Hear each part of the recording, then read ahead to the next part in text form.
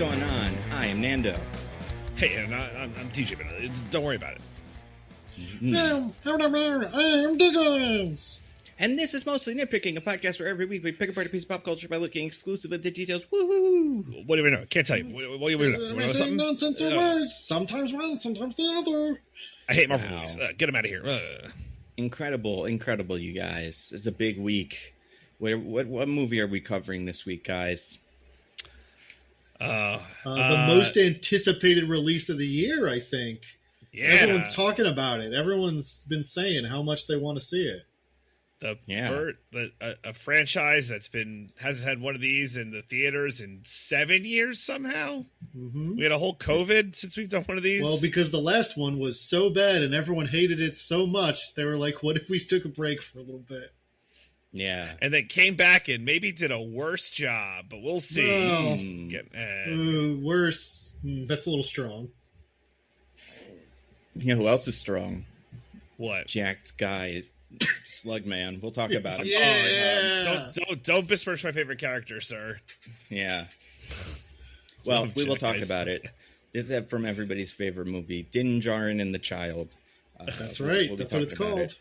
That should be what it's called, or they should call it. Which like grouping of words is the best title for that movie? The Mandalorian and the Child, Dinjarin and Grogu, or the one we got? The Mandalorian and Child, I think is the Mandalorian and Baby Yoda. That would be great, yeah. Or just Baby Yoda the movie. Yeah. Baby Yoda stay out. I guess how much do you want to lie to the children, I guess, is part of it, right? Because, well, that character certainly is in this movie. Yeah, he's in most of it. Right, but, we'll talk about it. I think there's some deception into what's actually going on with this movie. Wow. Deception. That's something that Saw Gerrera says in one of the trailers for one of the other Star Wars things. Of course it is. Maybe it's like lies. Deception. I remember that line. I think it's Rogue One. Anyway, you guys, before that, is there news? Do we have any news, you guys? Do we? I don't know. Tom Hardy's crashing out. Is that kind of fun? What's going on there? Have you seen anything about that? Not really. He's crashing out? Apparently, he just Tom Hardy, as we know, Venom from Venom, and then also Bane from the Batman movies, although not from the game. Did you see who's Bane in the new Batman game? The Lego one?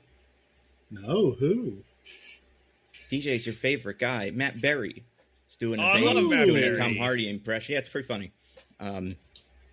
But anyway, Tom Hardy, we know him. Apparently, there were reports the other day that he had been fired from Paramount Plus's show Mobland, which technically sounds like a real thing. I've never seen that show, but that seems like the kind of shit Paramount Plus would make. Mm-hmm. Apparently, according to one source, he refused to come out of his trailer for hours at a time. He kept cast waiting, which is a power play, keeping Pierce Brosnan, Helen Mirren, and others waiting is career suicide, I would wager. Gosh. And he's done this before, right? We've kind of heard of this, not like in Venom, I guess, but isn't this? You like Mad Max movie? Wasn't he notoriously difficult to work with on that too? Was he? I actually do not know. I'm pretty sure he would show up late all the time, but also he would forget his lines, and he said it was, the excuse he gave was he wanted to create an air of annoyance between him and Charlize Theron because their characters didn't like each other, but everybody was just I think he's just kind of a mess. So that was 10 years ago, 11 years ago. So it's just a surprise to us. But who do you think should take over his role in Mobland, a show none of us have seen? I didn't even know about. But who's our other Tom Hardys out there? Who can replace him in anything besides Matt Berry, of course? Obviously, British men who are fit and can do voices. Proper fit, as they say. Proper fit. Weird little guys. Yeah. Daniel Radcliffe. Oh, that'd be fun. I like him. Right? Is he on Broadway now? I think he's wrapping up, so he is available. Okay, nice. Yeah. Think he's going to do that Harry Potter thing that everyone hates? Oh, that man. play that only what's his name is in? The guy from... Tom Felton. Tom Felton. Yeah, the one from The Flash. I don't think Daniel Radcliffe is going to do it. No, he should do a hard pivot and announce he's going to be in Cats the Jellicle Ball. Oh, well, he should. First of all, that is correct. It, probably, but I think didn't J.K. Rowling said like all three of them are dead to her or whatever? Oh, well, that makes it cool. Yeah, I mean, we'd like to. Right? No. I'm not saying that like they're not cool for that. They are cool for that. I'm just saying like I don't think they're going to get cast in Harry Potter stuff. Right. I see what you're saying. I think that's true. They are dead to her, but I do think if one of them was like, "I'll do it," they would immediately undeadify to her. They would become alive again because she didn't give a shit. Whatever. I mean, she cares, but she doesn't really care. None of them are trans, and like they're all, Yeah, I think there's a real sincere hatred there. Oh, really? Not for the three of them, but for trans. Right. People. Yeah, I think that's correct. Not correct to have, but I mean, some people would say that is. I disagree. By the way, did you see Stephen Miller is talking about James Tallarico saying he's like a trans senator or something like that? This is the new thing. It is the new thing. Yeah. Yeah. Because he said Jesus has no gender, which I've heard his thing on, and it's pretty solid. I'm going to botch this 8 different ways, but something letter from St. Paul to whoever, basically saying that like Jesus is like beyond, like it's not written like this, but like Jesus is like beyond gender because like Jesus is God and therefore blah blah blah blah blah. Basically trying to explain how he's like not only human, he's like God incarnate. So that's where he's like, read the fucking Bible and it's right there, and you're like, damn, James Tallarico, dropping some hard knowledge. Well, unfortunately, because his opponent is such a paragon of Christian virtue, that that's not going to work out for him. Yeah. So, yeah, but that's interesting though. They said Jesus doesn't have gender. Does God have gender? Also, probably no. What about the Holy Ghost? Does that have gender? No, because they're all part of the same thing, right? I do think though, like. Hear me out. Maybe if James Tallarico wants to change his tune and beat some of the allegations, be like, all right, guys, you win. God's a dude. He's got a huge schlong and he loves cracking like Bud Lights, right? Like he loves having a cold one with the boys. Yeah, nothing more. Looks just like the one of him from The Simpsons when they have God in it. It looks just like that, except white instead of yellow, even though yellow is kind of the white of that universe. So infer your own race substitutions in Simpsons comics, and obviously cartoon, huge cock, huge fucking cock. Does he have does he need one though? I don't think Jesus and God do. I think if anything, they would want to have less for all the rest of us to have more. Again, because they're very selfless. That's true. If you want to go on some of this, super woke, belief teachings, is that Jesus lived the full human experience, which includes to bone down. So that's my preferred version of Jesus who fucks. And I think I've made that canonical on this podcast that I prefer the Jesus who fucks. I think that's pretty cool. Remember that movie Da Vinci Code? That was about that, right? I think it's something like that, right? Yeah. Because Jesus had like a secret baby or something. Yeah, that's the big twist at the end, basically. Yeah, those are pretty popular. How many of those did they make? Like books or movies? Movies. They made more of them than you would expect. I only remember 2 of them. I think there was at least one more after that really like flew under the radar. I could be wrong. But you guys, speaking of flying and radars and also God and stuff, God's not really involved. Well, maybe we'll get to it because I do have some questions about the religion associated with a certain character and whatever he believes. But speaking of that, we got to talk about this week's new movie, Mandalorian and Grogu, a Star Wars story, Solo, a Star Wars story. That's what they should call it.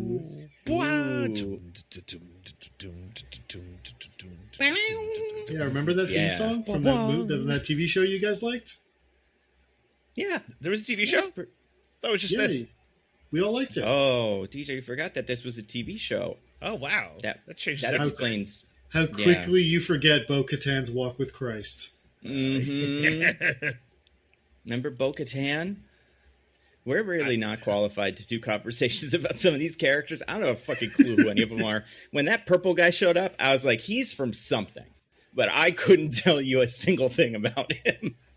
Do either of you guys know the purple guy? I know the purple guy. I did watch Rebels. Okay. Okay. Listen, I know Cad Bane, although that might have been Book of Boba Fett. I'm not sure. That was Book of Boba Fett. Do you know the Cad Bane of this movie? I know. Okay. This movie has its own little Cad Bane. Enbo is his name. I had to Google this one because I was curious. Yeah.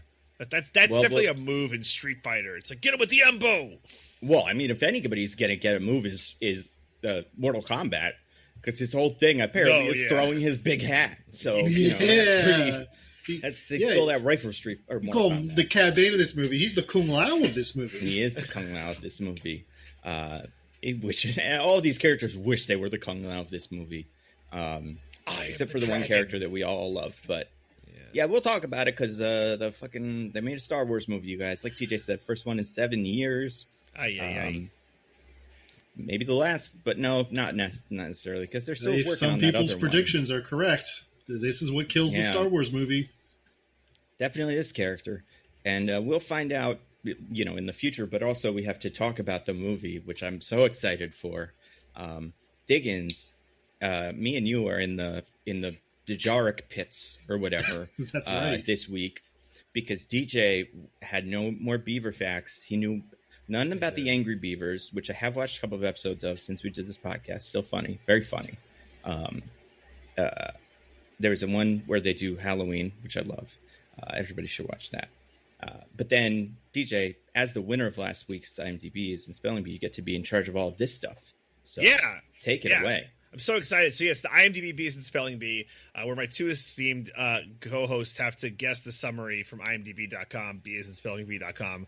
And they're, you know, maybe a tiebreaker, but who knows, right? But, you know, we're getting ahead of ourselves. I'm sure everyone's probably wondering. Not, though, right? I think probably not. Yeah, I think one of you's going to crush it. So where do the summaries from IMDb, beesandspellingbee.com come from?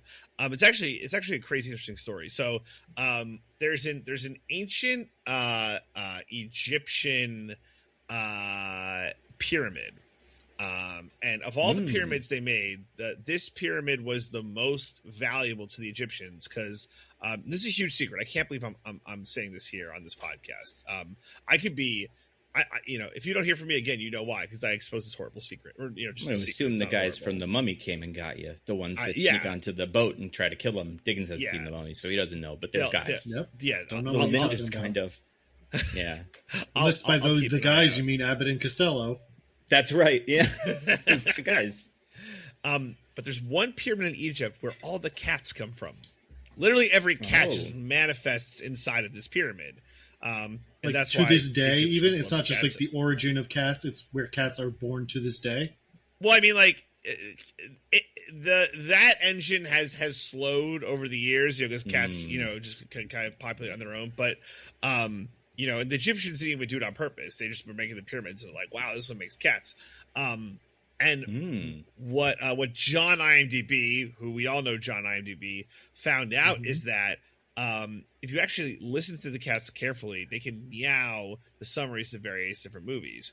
So then they get translators to translate the meows into summaries. Like in the movie we did last week. Yeah, like hoppers. Exactly. But now I got to be very specific. This isn't any cat that can do this. This is the Egyptian pyramid cats, right? Like my cat, Nando, your cats, to be they're not Egyptian pyramid cats, can't do this. They have to find the Egyptian pyramid cats to do this. So it's a very don't tricky tell him balance. what he can and can't do. He can figure it out. All right, well, maybe really he commits himself. You know, he might have meowed the summary to this movie because this summary.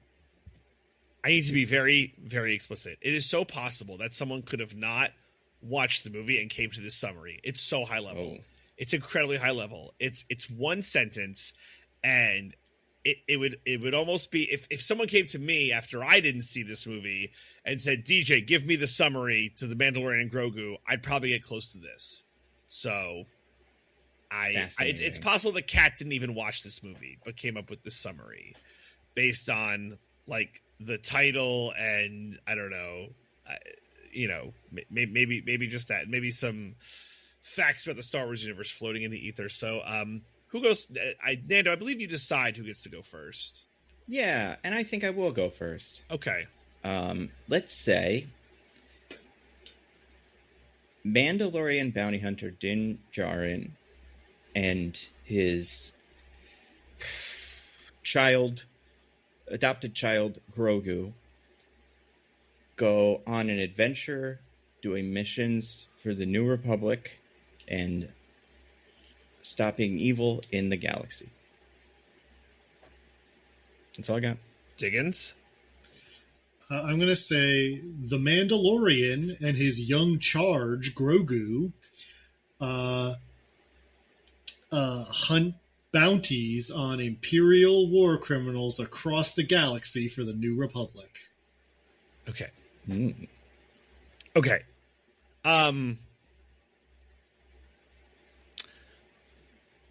You both put in too much details. Damn it. One of you was shockingly close that I kind of want to give it to them, even though I have prepared a tiebreaker. Well, you can give them a bump in the tiebreaker, I guess, as a way to, kind of... Yeah, or you could break the cycle, DJ. You could decide we're not doing a tiebreaker this week. Not today. It can't be me, especially because I actually worked on one. Okay. Congratulations, Nando, for getting your bonus point. You're going to get a bonus point. I'm going to read it, and it's crazy how close you were. Ooh. Once a lone bounty hunter, Mandalorian Din Djarin and his apprentice Grogu embark on an exciting new Star Wars adventure.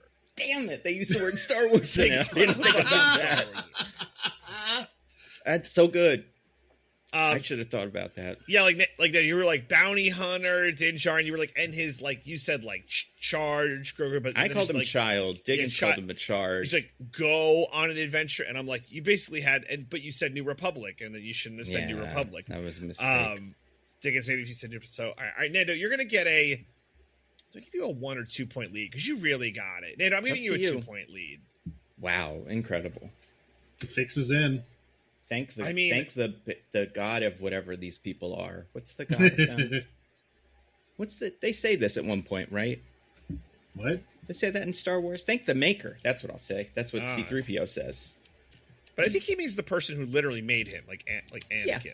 I'm thanking that person. Okay. You're thinking Anakin Skywalker? Anakin. Yep, the man upstairs, as they say. Anakin Skywalker. Is a 2 point lead too much? Should it just be a 1 point lead? How many? It depends. How many questions are there? How much of a percentage of the points? 6, 7, 8, 9, 10, 11, 12, 13. I'll give you a 2 point lead. It's up to you. 2, 1. I will know when this is over if it was a humongous mistake or not. All right. I'm going to give you, Nando, I'm going to give you what's one more. What's one more humongous mistake on this podcast? How's this? Nando, I'm going to give you a 1 point lead, and if it ends in a tie, you win. So Diggins has to effectively, he has a 2 point lead. I'll take it. Yeah, fair enough. Okay.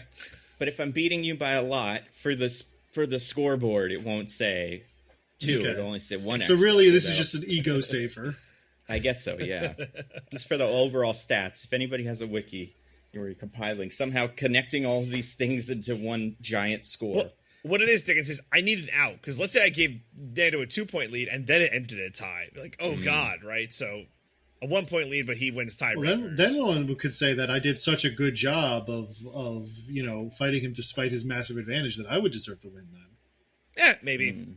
Just do the summer next time. Let's see how this goes. Maybe one of us is going to be even better at it than the other one. Maybe someone won't know anything about beavers, or someone else will be really bad at remembering movies and movies. Well, see, so here's the thing. I feel like we've been doing a thing that's kind of like the name game, where it's like, here's a movie around what we're talking about, or like some content for the movie, figure out what the movie is. And I've never got to host one of these, so I want one now. So I'm doing one. This is kind of my revenge in a way.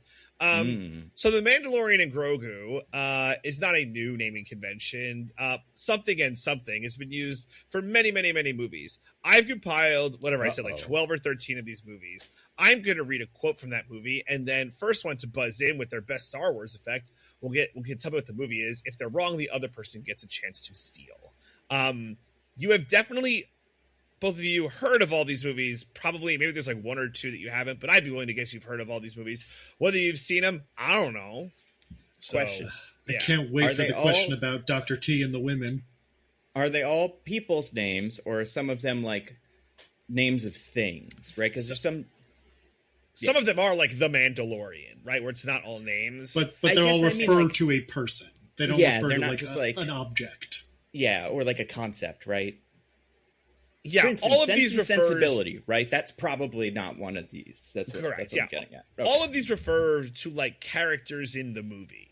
Okay. And I'll help you out even further. There's no like Bill and Ted's Excellent Adventure. It really is all like blank and blank. So every title is just the two names blank and blank. Yeah, I didn't even do ones that got clever. Like there was like Cheech and Chong Up in Smoke. Like I didn't even do that. It is just blank and blank. All right. Okay. That is good to know. Okay. I hope that helps. That should be enough information to get you through this. All right. So, do we have to use Star Wars sounds? Yeah, tell me what it is so I know what to listen for. What are your Star Wars effects are going to be? Let me see if I can do this. Oh, all right. I didn't watch that Star Wars movie. Oh, okay. Then I'll do something a little lower. I'll do like Solo or whatever. That's what the Jabba the Hutt says in the Jabba the Hutt movies. I don't remember to do that. Okay. All right. So we'll get started. And also, I put blanks in if I thought that would have given way too much information. Sure. Okay. Gotcha. Ready? Okay. Ready. First one. Oh, blank, blank. Are we really doomed to never see each other again? Why must you wear a blue hat? Why couldn't it be red like my father? Or green like a leprechaun? Or purple like some weird guy? I mean, what's in a blank? Because you are blue, my father sees red, and because I am red, I am feeling blue. Oh, at any rate, that should go Solo or whatever. Yeah. Is this Romeo and Juliet? It is Romeo and Juliet. Okay. Also, I didn't realize we're doing quotes from the movies. That's what this is all every time. Okay, he did say quotes. I thought so, but I just went over my head. Yeah, all these are quotes. Yep. Excellent. All right. I'm kicking myself for not getting that one. Plenty more. All right. Next one. I'm gonna wait till Nando stops sipping. That's okay. All right. So anyway, this guy gets out of jail and starts working for blank. And that's when he met blank. And she's all like, I want nothing to do with you. Look at my hairdo. I'm all business. And then blank's like, you know what, girl? My heart's all broken. Okay. Is this Ant-Man and the Wasp? It is Ant-Man and the Wasp. Oh, yeah. That's a good one. I didn't even think about that. Very good, Diggins. On the board. All right. Next one. You should have let yourself get killed a long time ago when you had the chance. See, you may be the biggest thing that ever hit this area, but you're still 2-bit outlaws. I never met a soul more affable than you, blank, or faster than blank. But you're still nothing but... Yes? This is Butch Cassidy and the Sundance Kid. This is Butch Cassidy and the Sundance Kid. Diggins ties it up. Maybe Diggins is going to come from behind. No, it's 3-2. I haven't tied it. Oh, wait, no, I tied it because... Right, you're doing right. Yeah. We'll worry about it later, okay? Mm-hmm. If it comes up, it may not. Okay. All right. Next one. You have some respect for your Uso. If he needs anything, we're going to give it to him. The food off our tables, the clothes off our backs, even the manna of the islands. And you boys, all of you boys, you show our guests here follow aloha. Solo. Okay. Solo or whatever. What the fuck was this movie called? God damn it. What the fuck? Who are either of them? If I can figure out either of their names, it'll be so clear what the movie is called. Hobbs and Shaw. Oh, thank God. Yeah. Oh. Yes. God damn it. That's how bad those two guys are. Hobbs and Shaw. Diggins, do you remember this scene? I didn't until he said Hobbs and Shaw. And I was like, oh, right. They go to Samoa at the end or whatever. Yeah. Yes. Remember when they do that kiss that everyone's like, nah. Everyone's like, he clearly wants to kiss Shaw, not his sister. Yeah. Come on. All right. All right, next one. All right. You want creamy goodness? I'm your friend. Say hello to my chocolate bend. Adakata, hua, latte light. This whole trial is out of sight. Solo. This is Yeah. Jack and Jill. It is Jack and That's Jill. the you were saying Dunkachino the song. Dunkachino. Yes. I'm glad you got it before. Everyone wants my Dunkachino. Can't get enough of my Dunkachino. Remember there was that Twitter account that used to play the Dunkachino? I remember It this just so did a well. Dunkachino edit every day. Yeah. Yeah, it's a shame. All right, What a 4-2, time. Nando. Still right. got a few to go. Diggins is still in this. All right, next up. We met, it seems, such a short time ago. You looked at me, needing me so. Yet from your sadness, our happiness grew. Then I found out I need you too. I remember how we used to play. I recall those rainy days. The fires glowed that kept us warm. And now I find we're both alone. Goodbye may seem forever. Farewell is like the end. But in my heart's a memory, and there you'll always be. Okay, so I'm imagining this is sung. And It there's, actually isn't. It's a poem. Okay, yeah, that makes sense. Can you do it one more time? I will do it one 'Cause more I time. don't have any Yeah. good guesses unless That's Diggins fine. wants to take a shot. We met, it seems, such a short time ago. You looked at me, needing me so. Yet from your sadness, our happiness grew. Then I found out I need you too. I remember how we used to play. I recall those rainy days. The fires glowed that kept us warm. And now I find we're both alone. Goodbye may seem forever. Farewell is like the end. But in my heart's a memory, and there you'll always be. I got nothing. Nothing? And I can't even think of a guess. Like a just take a All shot right. in the dark. Yeah, no, my brain's coming up empty. All right. Well, this probably is the hardest one. This is the ending poem from The Fox and the Hound. Whitney Oh, Tweed says sure. this as she's saying goodbye to the fox. So that Wait, might have who been the says hardest it? one. Widow Tweed. Oh, okay. She's the lady who adopts the fox. right. The little Right. fox to us. All right. Next up. Your Honor, I've been a policeman for 12 years, and I think it's the best organization in the country. At times, I've been accused of being too aggressive at taking criminals off the streets. Well, if that's a sin, then I guess I'm guilty. All the cops I've worked with are good cops. They are doing a tough job, and I only hope that the outcome of this trial is such that the whole department is not judged by what has transpired here. Thank you. Wah! Yes. Is this Starsky and Hutch? It is not Starsky and Hutch. Nando, do you want me to read it I'll- again? Yeah, read it one more time. Your Honor, I've been a policeman for 12 years, and I think it's the best organization in the country. At times, I've been accused of being too aggressive at taking criminals off the street. Well, if that's a sin, then I guess I'm guilty. All the cops I've worked with are good cops. They are doing a tough job, and I only hope that the outcome of this trial is such that the whole department is not judged by what has transpired here. Thank you. I'll take a guess at another one that I know has cops in it. Is this Turner and Hooch? It's not Turner and Hooch. This is Tango and Cash. That's the other one. Yep. Yeah, Okay, yeah. I know. Poking around the cop ones. All right, next up. Oh, we've been at this all day. I get it. Those other spots inflate your boat, but wait until you see this next place. It screams Mouse House. Wait, can I say that? Is that copyrighted? Heh. All right, anyway, here we go. Let me read it again. Yes, please. Oh, we've been at this all day, buddy. I get it. Those other spots inflate your boat, but wait until you see this next place. It screams Mouse House. Wait, can I say that? Is that copyrighted? Heh. Anyway, here we go. This seems super familiar. No, that wouldn't fit. You know what? I'll say honk or whatever, solo. Is this Chip and Dale? It's not Chippendale.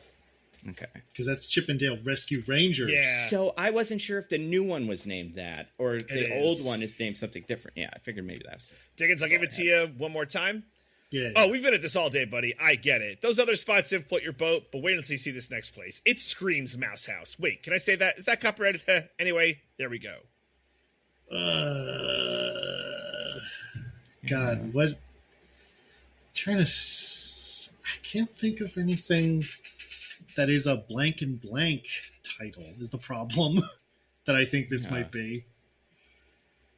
Yeah, I don't got it. What is it? All right. Well, the clue you were looking for, guys, here is Mouse House. This was Tom and Jerry, the 2021 live-action Tom and Jerry. Oh. Yeah, that existed. It's like a mouse realtor showing Jerry like new. You see, I was thinking of the earlier Tom and Jerry movie that's inexplicably a musical where they talk. Oh, nice. That's cool. So I was like, this is... So I heard Mouse House, but I was like, but that doesn't sound... That's not from the Tom and Jerry movie. Yeah, it's for the 20. I forgot there was that weird one 5 years ago. Yeah. Yeah. It was like a post-COVID movie, so I'm pretty sure it got released directly to streaming or something. Yeah. All right. Next one. How many more left, by the way? About halfway 1, through. 2, 3, 4, 5. And then even 2 So I can still win. Yep, no pressure. All right. She can lick my goddamn cinnamon ring clean and kick rocks all the way to... Yeah. This is Deadpool and Wolverine. Yeah. This is a Chris Evans just saying things about what's her name, Cassandra Nova. Bit. Yeah. Nice.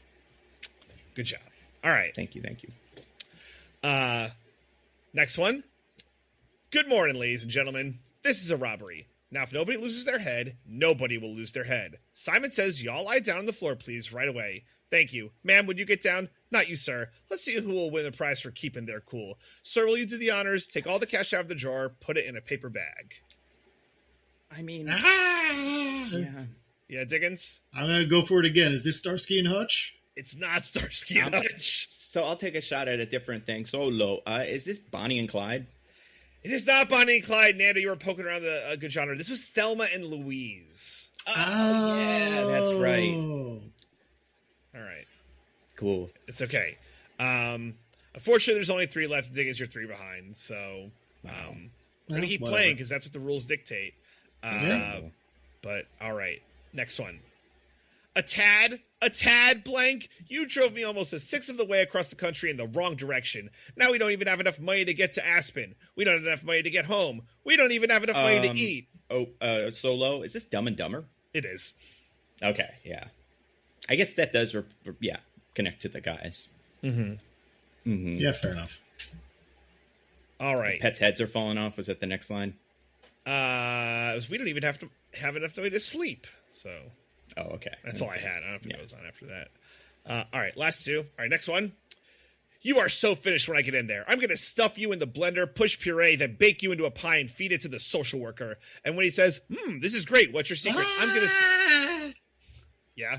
This is Lilo and Stitch. This is Lilo and Stitch. Oh, yeah. It's a good one. All right, last one. Hey, hotshot, what do you think you're doing? This is a Ford Gran Torino. It's not some crappy camper / apart. Yeah. Is this Starsky and Hutch? This is Starsky and Hutch. You have a fancy car in that they care about a lot. Yeah. All right. You guys watch that movie back in the day? Back in the it's been forever when it came out. Yeah. It's kind of funny. I kind of remember liking it. But I was also probably 12, so, you know. Yeah, right. Well, Nando, congratulations. That's 7 incredible. points to you. You got over half of these, so... Well, no, you got 5. Right. Or 6. You got 6. You got exactly half of these. That's what I'd love to hear. Wasn't it 13? So, okay, whatever. Just under half. Whatever. You did a good job. I'll take it. Thank you. I'm glad I finally got to do one of these. It's a good one. This is fun. As I was leaving the theater, I was like, what's it going to be? Is it going to be movies where the fucking Grogu's in it or something? Not in very many movies. Like puppets, animated puppets or something, but it's very fun.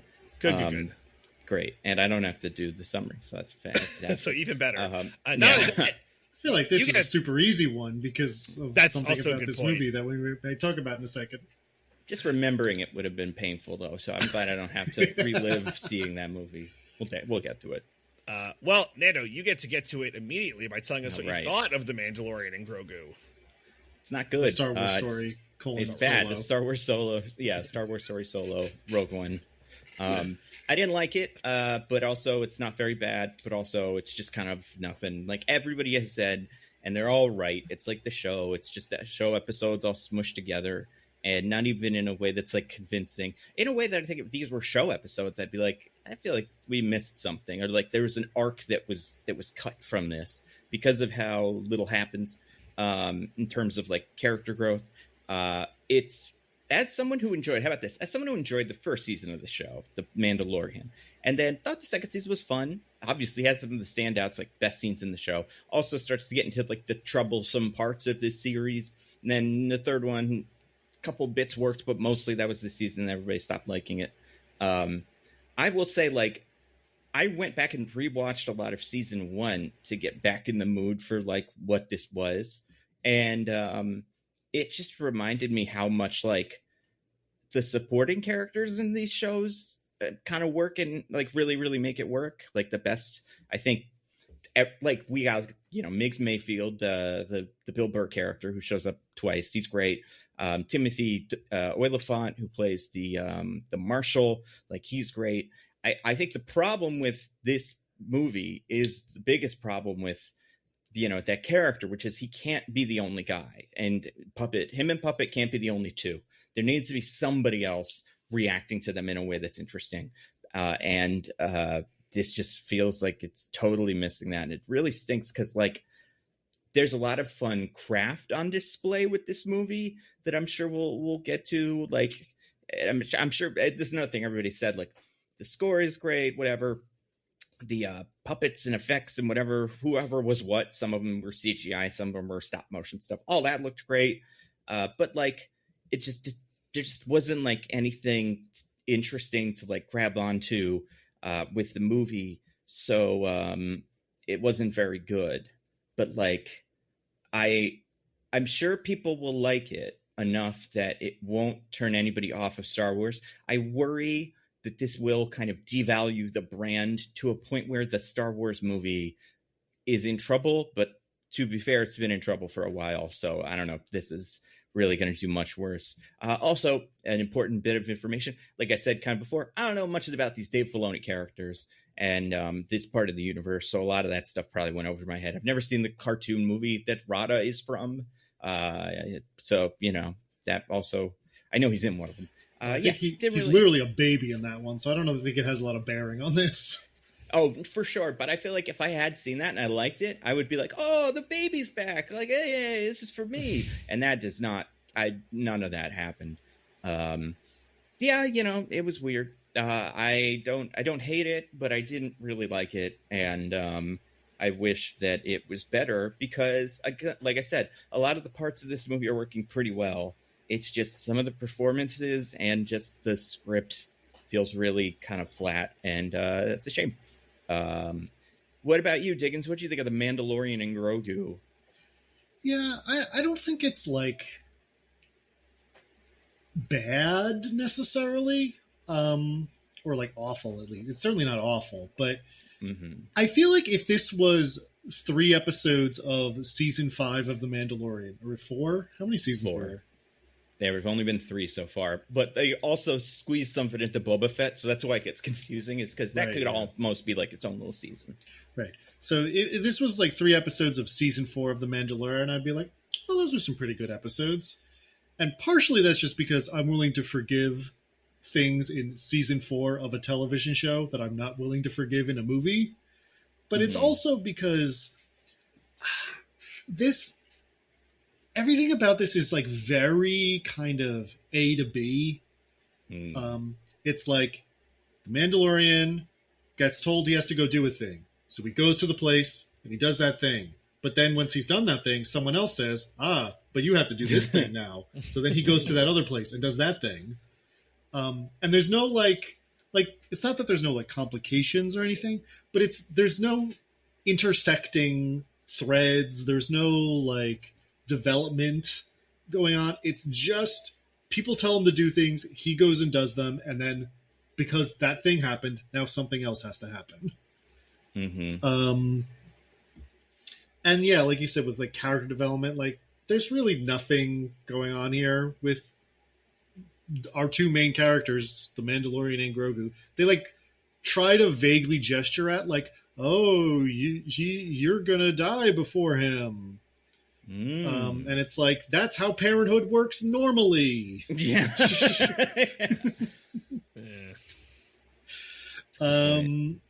So I don't know.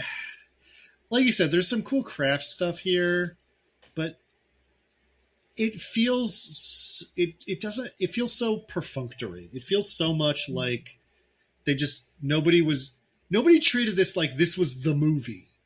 You know what I mean? Like before TV shows would get movies and it'd be like, okay, like I feel like the Simpsons movie is a good example of this.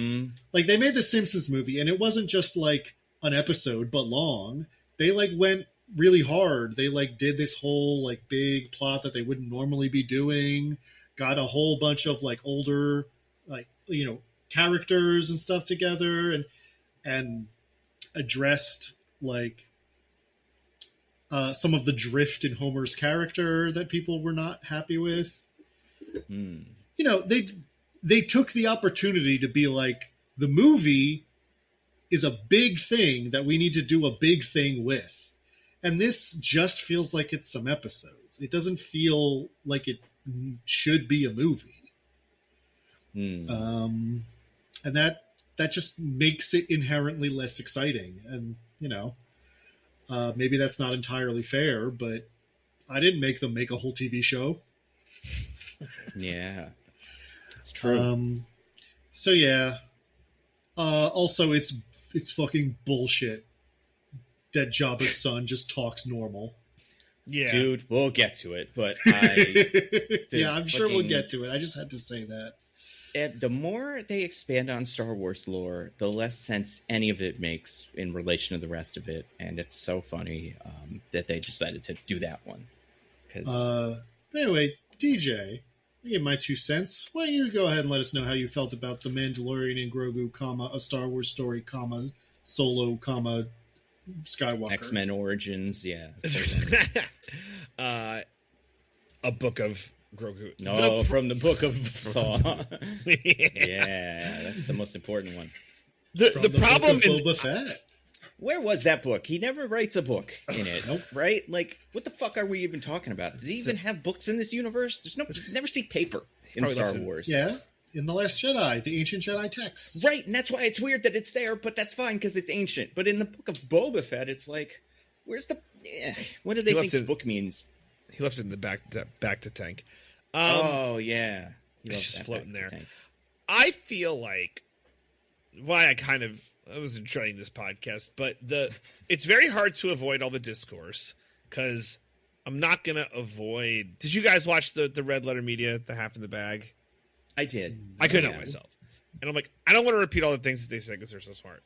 Although the part where they apologized to all the prequels and sequels was awesome. Yeah, I'd say I apologize to Rogue One, but I was always kind of a Rogue One apologist. The prequels are still bad.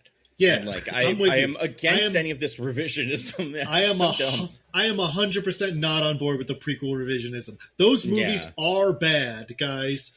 There's cool things in them.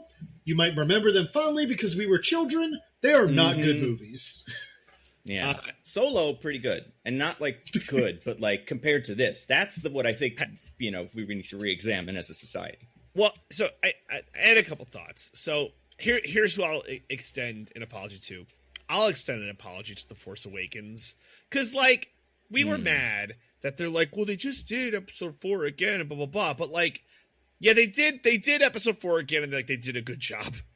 Like that movie, I feel like it more or less holds up. The problem with this is looks nice. It's pretty nice in a way that this one's not. All this is now is this is a continuation of like, we're gonna do stuff in the Star Wars universe, but it's not gonna mean anything. The worst part of this movie, one of the worst parts of this movie is it is not clear who it is for. It can't be for children. Like I would never take Disruptor to this because he would be too scared.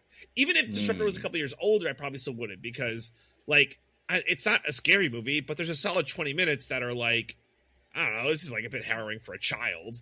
But if it's also a jump scare in the middle too. Yeah. I realized that was like the first one of those I'd seen in a Star Wars movie in a while. And if it's all about the Baby Yoda of it all, that's what they're marketing, then like I just can't wrap my head around like what we're doing with that part. So I feel like the trailers in my theater sort of agree with you because I got like trailers for like horror movies or like PG-13 action movies or really leaning on the R rating even. And then also the Minions. Yeah, well, Right. I can imagine maybe, what they thought they were getting at with that. But yeah, I agree, DJ, and I think that is a problem that Star Wars faces more generally. Yeah. Is the who is this for? And especially when we get to the like specific like products, like whatever the TV shows or the what was it, Acolyte? I guess it's for kids or whatever. I never watched Acolyte. Here's the thing. I'm thinking that we might be approaching. You were too mad that they hired that person who wasn't white. We know. That's right. No. But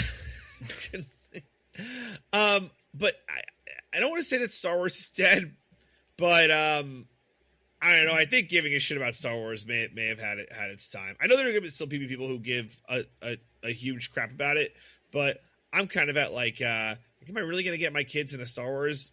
I don't know, probably not.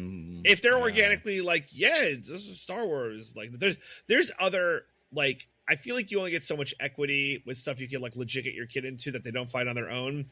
And I don't think I'm wasting any equity on Star Wars. I just don't think I am, because there's no point. Like, I just think there's no point. Well, I'm just going to show them those 3 movies and be like, wow, wasn't this something? And be like, wow, what else is there? And it's like, don't worry about it. It's when in 10 years we'll watch Andor and you'll be like, wow, is it all like this? And we're like, no.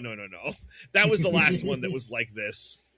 There's a pod racing video game on the N64. You take that. That's going to really... Don't ask who any of these guys are, but this is fun for you. You could show around that time. You could probably a little earlier than Andor. You can show them season 1 of The Mandalorian. Be like, that's true. Yeah, sure. Too bad they never made more of this. He dies at the end of it. I lost that scene. They deleted it because it was made everybody too sad. So it's instead of like the government censoring books that are too woke, I'm gonna just be censoring Star Wars things that I think aren't up to par. This is nothing. This is just a thing. 2 last points and then I'll shut up. 1, I fell asleep during the adventures of Grogu in the swamp. I couldn't do it. Man, I legit fell asleep, and good. I didn't seem like I missed anything. And then 2, this isn't related, but I wanted to talk about it, and I forgot to mention it during news. Destiny 2, rest in peace, everyone. It's gone. Yeah. The last DLC they did before they wrapped up shop was a fucking Star Wars DLC. That tells you everything you need to know. That's who needs Star Wars now. Dying video games. Does that mean Fortnite's gonna die? Stay tuned. See, probably, but also it has the Star Wars. It's currently holding Star Wars up. I think it's taking the other side of it now. But I think they're excited to drop Star Wars and do something else in a couple of weeks because the season's about to end. I don't blame them. I don't blame them. I can't remember because we talked about Acolyte. Did you guys watch it at all? No. Okay, so I watched Acolyte. It's okay. It's messy in the ways that I think everybody was right about it being messy. Did either of you guys watch Skeleton Crew? Nope.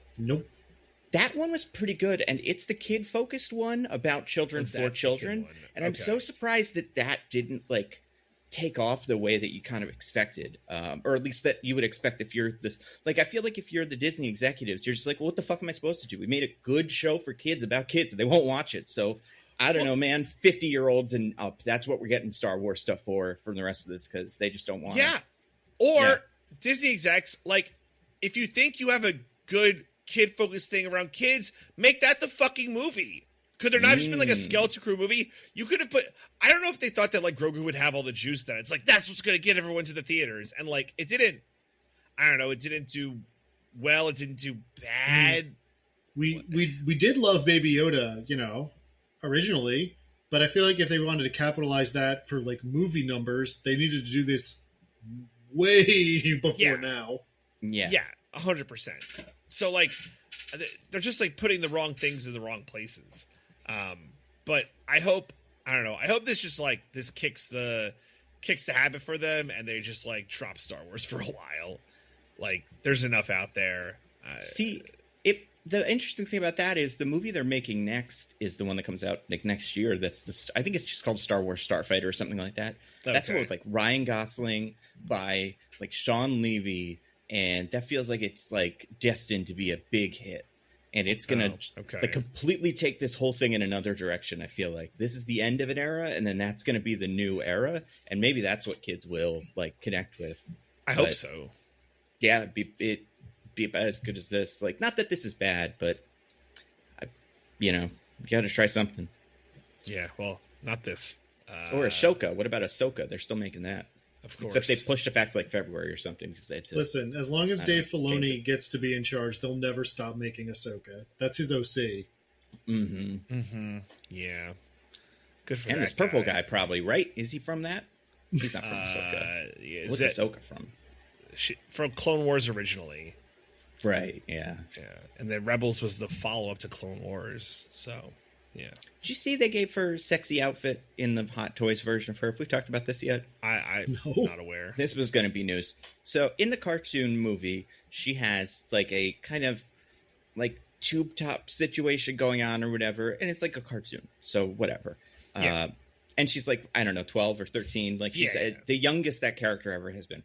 As they got, kind of did more stuff with her, they gave her, one pair of clothes that she wears forever, which is how this universe works. Apparently, we'll get to it. Mm-hmm. But then they made her live action, and they had Ariana Greenblatt show up in one of these fucking shows. Was it also Ahsoka?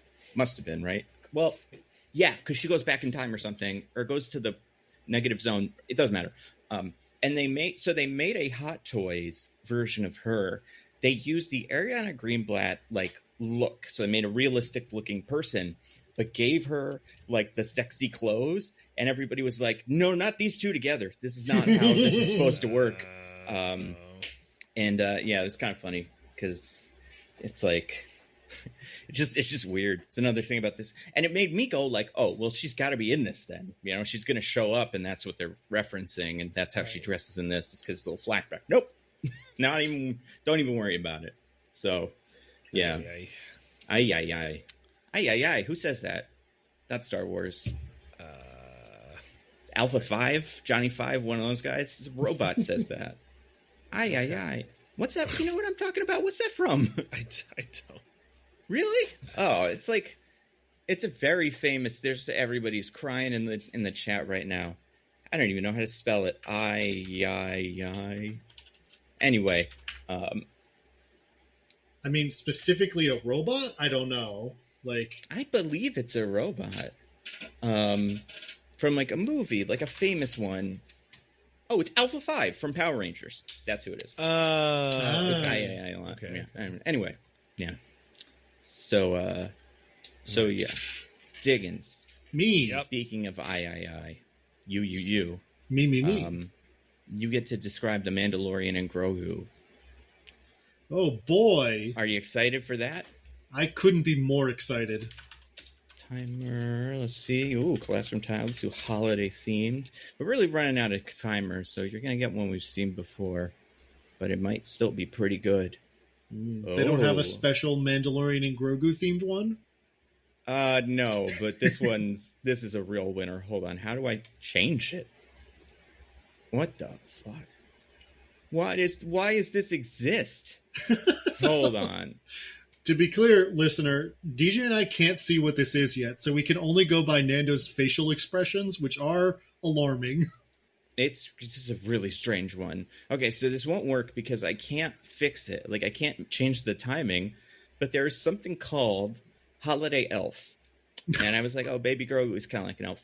And it is a clock that it's 30 seconds, so that's the max time it can be. But it is programmed, I guess, with one of two real children's faces and their names. No. So you can either do Rosalind or Rory and different hats for them. It's a real weird one. I don't know who needs this besides the people who are their parents, but should probably take this off the internet. Let's see, I don't know, a pumpkin or something. That whole house that they live in is like a pumpkin. Remember that?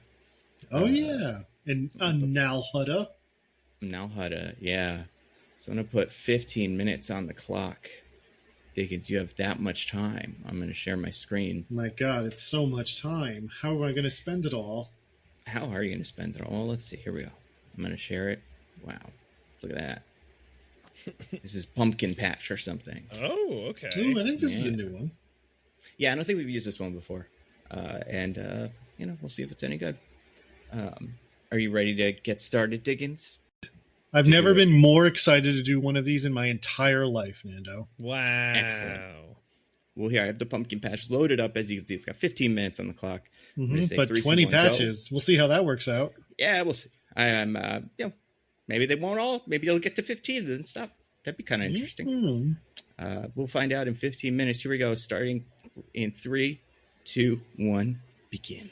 All right, so we open and there's a bad man being like, you got to give me more money, people who run settlements or something. Because the Empire's gone, so I need money to keep you safe. But while he's saying that, something stalks through the shadows, beating up all his guards. And when I say beating up, he's definitely killing them. Killing all his guards, and he's getting messages like, a big badass is coming to get you, sir. So he runs away. And it turns out that guy chasing him is the Mandalorian. Whoa, Din Djarin, everyone's favorite guy. Wow. There was an opening crawl thing about like basically just telling you where the last episode left off. It was like, Din Djarin and Grogu do bounty hunting for the New Republic now, because it's the in-between times when the Empire is still kind of around and the New Republic is just getting started. Anyway, he chases him. They do a whole thing. Baby Yoda uses force powers to stop a little mouse droid from warning reinforcements. And then they chase him to some these are AT-ATs, I believe, these ones. Yes. And he does some cool moves, blows them all up, but the guy escapes on a ship that was in one of the AT-ATs. But Mandalorian lines it up with the AT-AT's laser, so it blows up his ship right before the AT-AT blows up, and he and Grogu fly away. And they go to talk to Sigourney Weaver, who's in charge of New Republic bounty hunting, I guess. And Avatar. Wow. And Mandalorian's like, some people won't be happy that a woman's in this movie. And she's like, don't worry, I'm basically not. Yeah. And she's like, I would have preferred him alive. And he's like, well, whatever. What happened. Fair. So she says, I have a new job for you. We gotta get this guy, Commander Coin. We don't know what he looks like for no good reason. And it's not because it's going to turn out to be interesting. It's just so the plot will make sense. Even though it makes no sense, but we'll get to it. None at all. But since we don't know who he is, the Hutts are going to tell us who he is. And in order for them to do that, you got to go get their nephew and rescue him and bring him back to them. Rada the Hutt. He was in that movie a long time ago. We haven't seen him since, except for one episode of the Clone Wars, I think. Wow. Pretty cool. And Mandalorian's like, I don't work for the Hutts anymore. And she's like, I just told you that you're doing this for us. I don't know what you're talking about. So he goes to do it. He gets a cool new ship as a sort of advance payment for it. Whoa. New?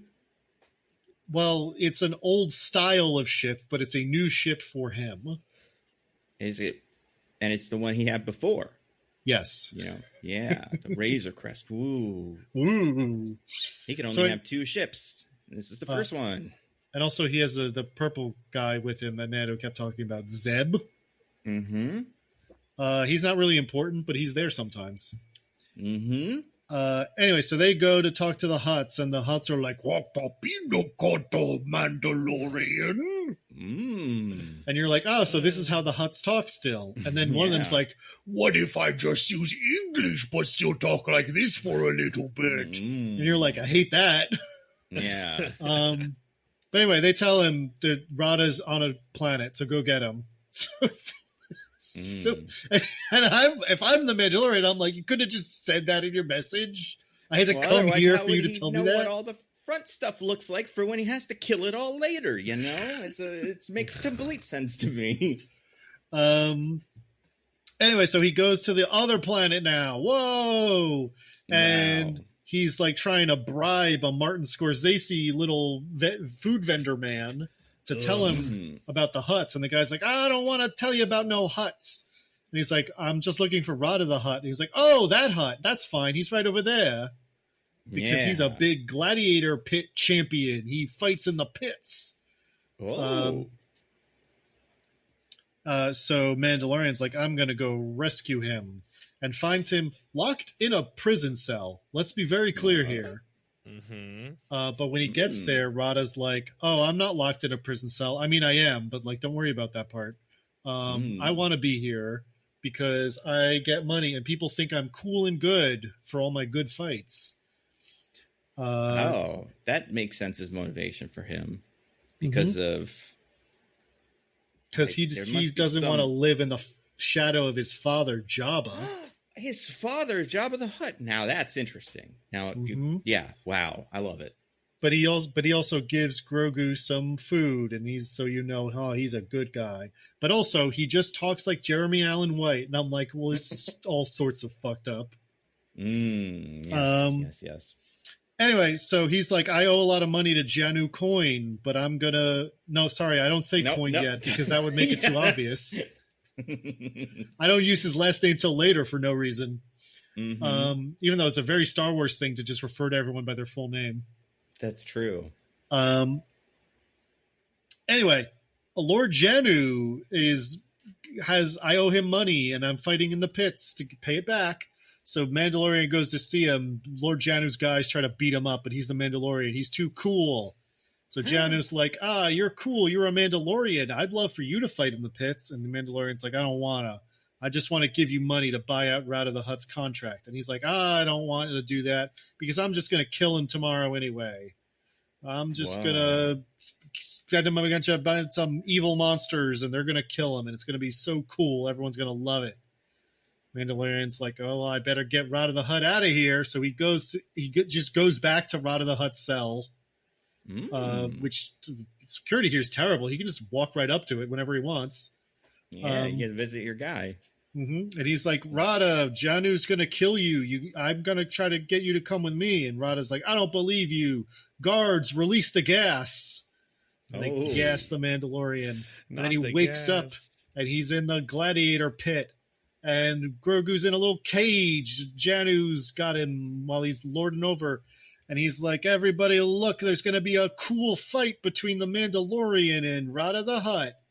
And Mandalorian's like, I don't want to fight you, Rada the Hutt. And Rada the Hutt's like, too bad. So they have a cool fight, but and he tries to smash him with his big old body, but it doesn't work because he's wearing armor. And Mandalorian big wins. Abs. He's got a axe to Rada's throat, but then he's like, actually, I surrender.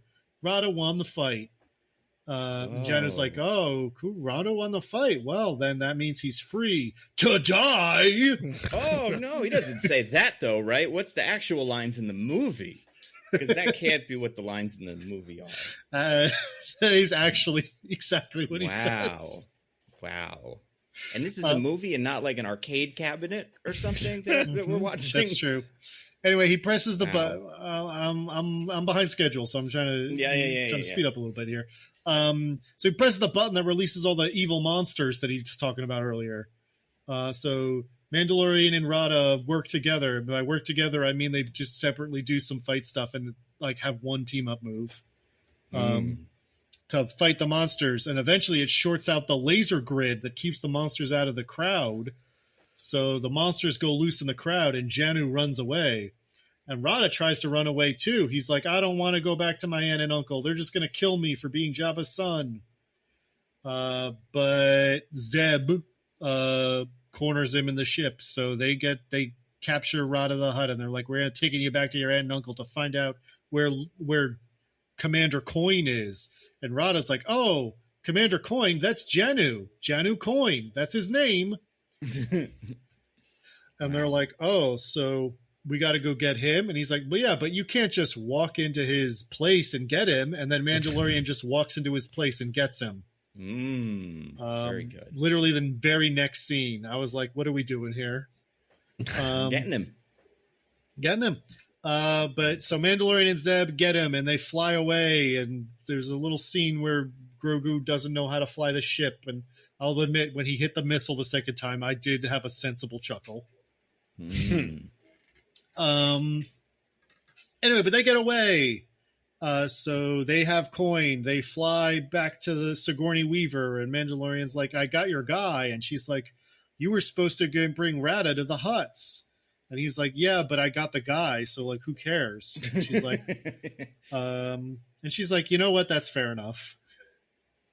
And Mandalorian arranges for Rada to like get a gun runner to take him away so his aunt and uncle won't kill him, and he's just gonna hang out for a little bit on his little ranch that he's got.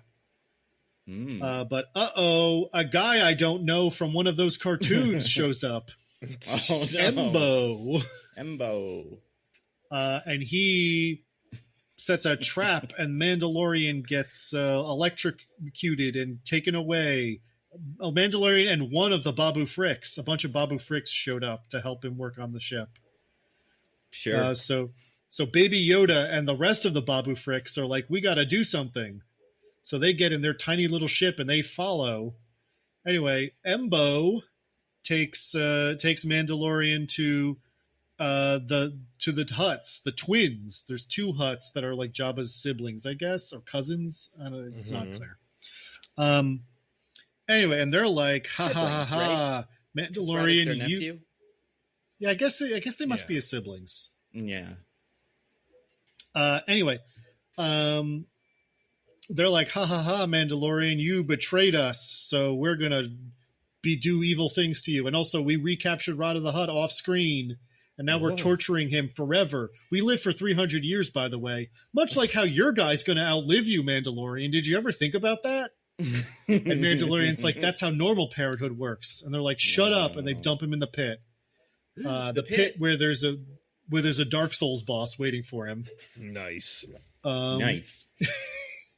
And he gets bit by the Dark Souls boss, but he also gets away because Baby Yoda and the Babu Frakes show up through a little like pipe or something, and they give him a bomb that he can blow up a hole so he can get out.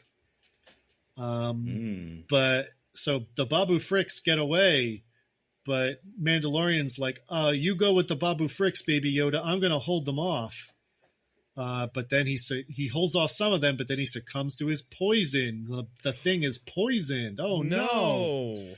But Baby Yoda didn't fly away with the Babu Frakes. Instead, he stayed behind. So he takes care of the Mandalorian. He covers him up with leaves and pushes him in a little tree trunk so that the robots that work for the huts won't find him. And then he goes and finds a kindly swamp dweller who knows the cure for poison. So he gives it to Grogu, and Grogu gives it to Mandalorian, and Mandalorian's all better now. Hooray! Hooray!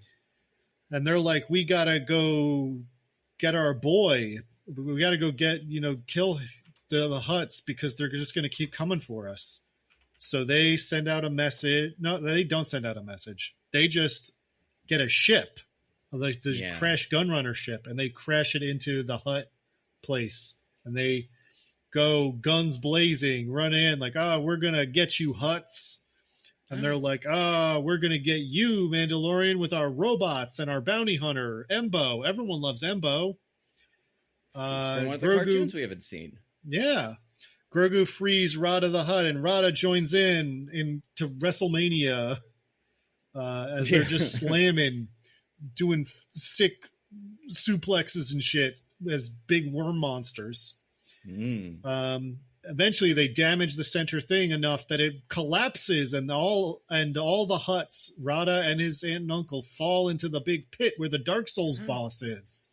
But Baby Yoda uses his force powers to lift Rada up, so he is safe and sound with Mandalorian and Baby Yoda, while the Dark Souls boss eats the other two huts, and the bounty hunter is like, actually, fuck this, and just leaves.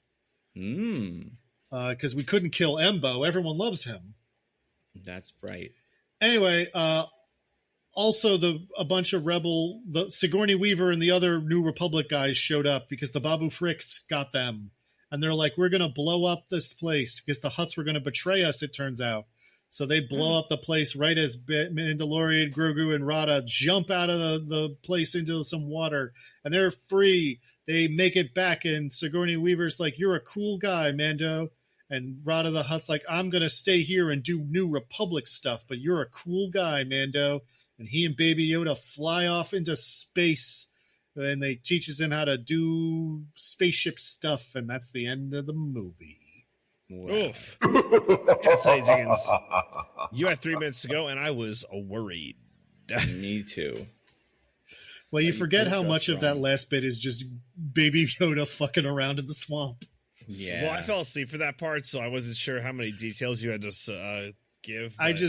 I skipped all of it other than the guy gives him the cure for the poison because it's the only part that matters. Yeah. That really is. Yeah, no, that's all. That's the whole movie.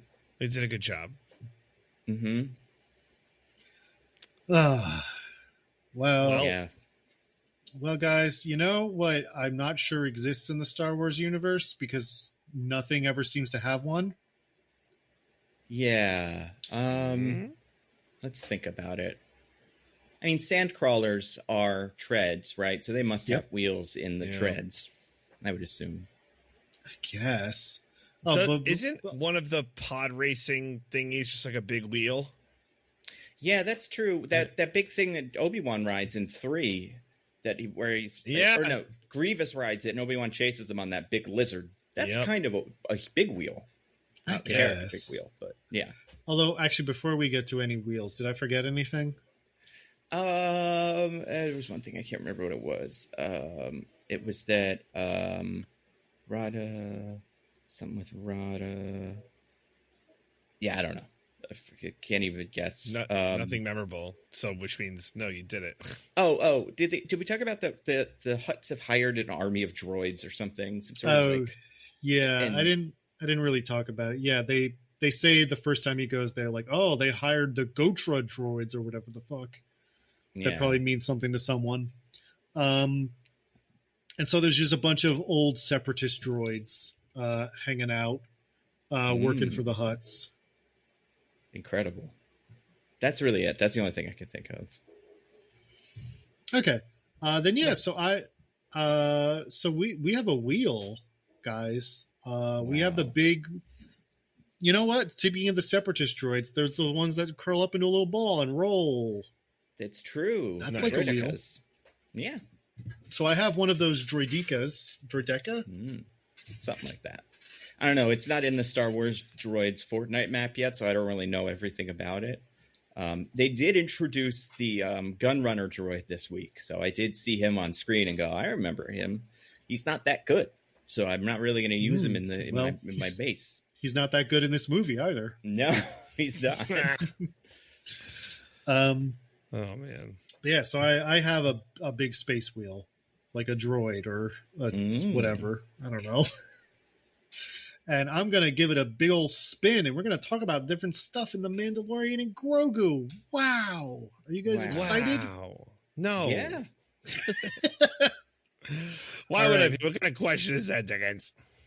All right, here we go. Wow. Whoa, whoa, whoa, whoa, whoa, whoa, whoa, whoa, whoa, wow. whoa. Nando, it landed on one of yours. All right, this is the first one I wrote down because it was the one that was in my head the whole time of the movie. This one just says, quiet, you'll wake Sigourney Weaver. This is about what I find the most confounding performance in the movie, and even more than the Jeremy Allen White one, because I could see how that happened. I could see he didn't give a shit. Not like he didn't give a shit, because I think he did fine, and I know the story of the Jeremy Allen White performance, so like I see how we got there. I don't understand what the purpose of Sigourney Weaver's character was, besides kind of doing what Cara Dune would have done if she wasn't so objectionable, or if they were able to get her into the movie by now. But she just, and I like Sigourney Weaver in plenty of things recently. Like Avatar. Well, all right, let's not say that. But like Cabin in the Woods or something. I don't know. There's Sigourney Weaver performances from the recent past, because obviously she's great in Alien and stuff. Like, but I think she's like, there's other actors where you kind of don't expect anything of them I mean, she's pretty bad. That Secret or the Defenders show when she was on. You know what? Maybe I was wrong. Maybe I don't like any of her recent stuff. I was going. Oh yeah, she was in that Dust Bunny movie. Oh yeah, she was in The Gorge. I love The Gorge. So yeah, she can act fun. I am not convinced that like she lost the sauce or anything.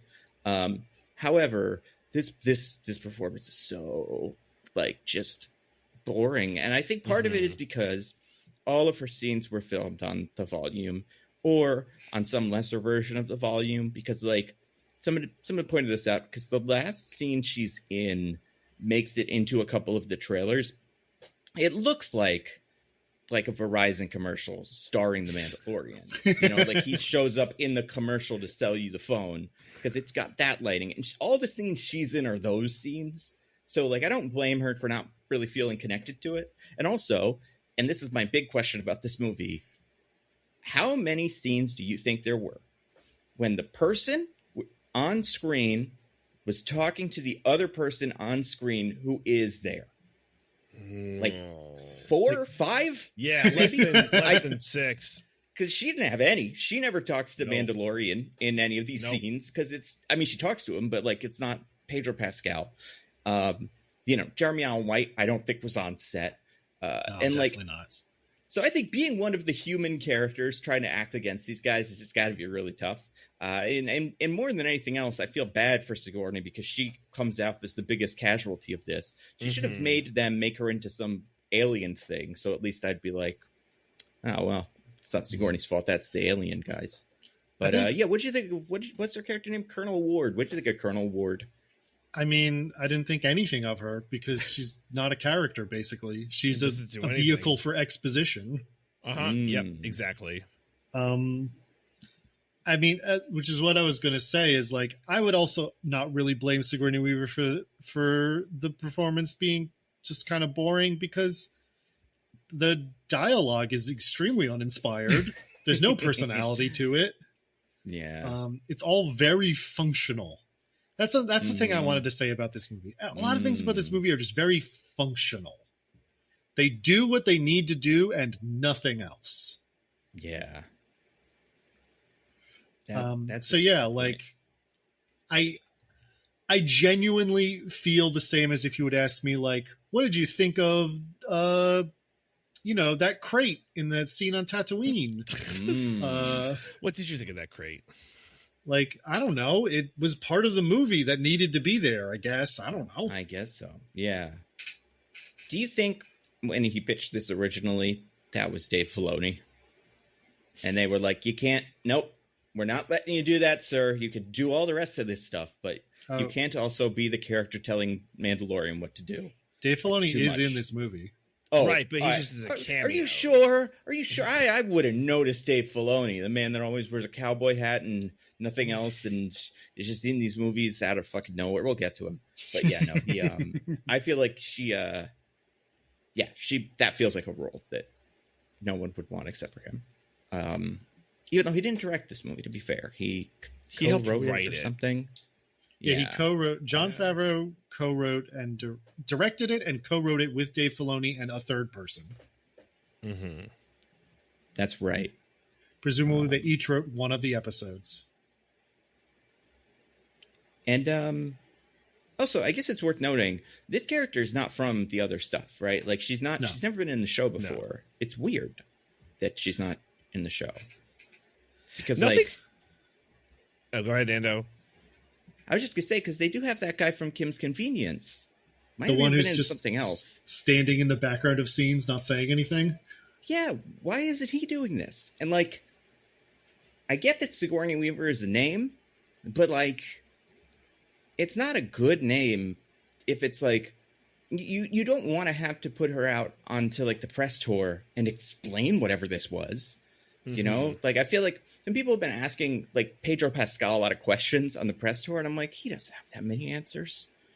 Don't keep asking him questions. I feel like Sigourney's got to be the same way. Like it's so that as an advert, like as a bonus, I think for hiring a famous person doesn't even really pan out. I mean, I feel like if you ask Pedro Pascal questions about like the character, like I feel like he has answers. Like he has an idea of who Din Djarin is and like how he portrays him and everything. But like, I'm so curious if anyone asked Sigourney Weaver about her character, what she said. Because again, there's nothing. Yeah. It would be so funny if she, I mean, like, and like, I have seen the interviews with Pedro Pascal, and everybody asks him the exact same question. Do you want to guess at what it was? Is that really you in the suit?